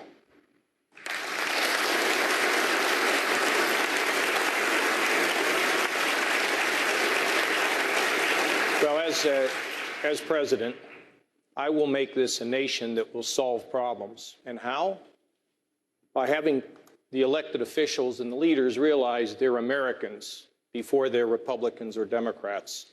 I did it in Washington, and I've done it in Ohio by having the elected officials realize that they're Ohioans before anything else. Secondly, I will rebuild the relationships and show the respect to our allies around the world. We have no choice but to do that. We will be stronger when we are unified, and we'll fight for freedom and for human rights. And finally, maybe a little bit of what Carly said. The people that are out there listening, America was never great because we ran America from the top down. America is great because we've run America from the bottom up, where we all live in the neighborhoods. One more time in America, we need to revive the concept of citizenship, where everybody's actions make a huge difference in changing the world. We have a Holocaust memorial on our State House grounds, and there is one line on there that stands out all the time. If you've saved one life, you've changed the world. We need to adopt that as citizens and rebuild and re-inspire our country. Thank you.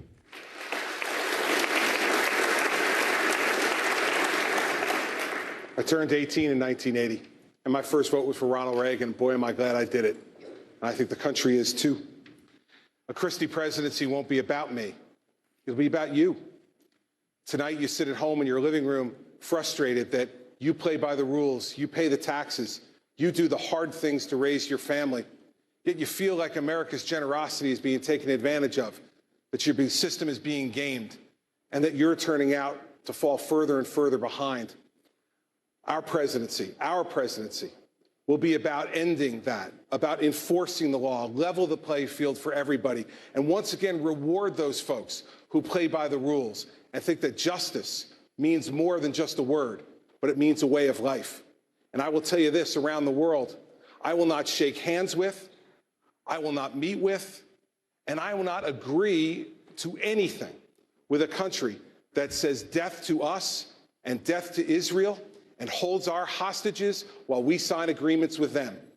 It'll be an America that'll be strong and resolute and will once again be able to stick out its chest and say, we truly are the greatest nation in the world because we live our lives that way each and every day.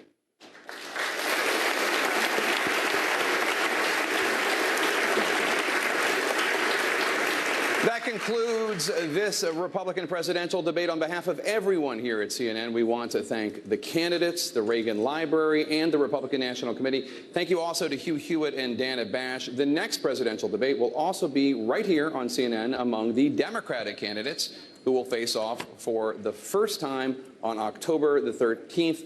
That debate, a partnership with Facebook, will be moderated by my colleague, Anderson. And Anderson picks up our coverage of tonight's debate right now. Before I throw to Anderson, let's have one final round of applause for the candidates. Anderson.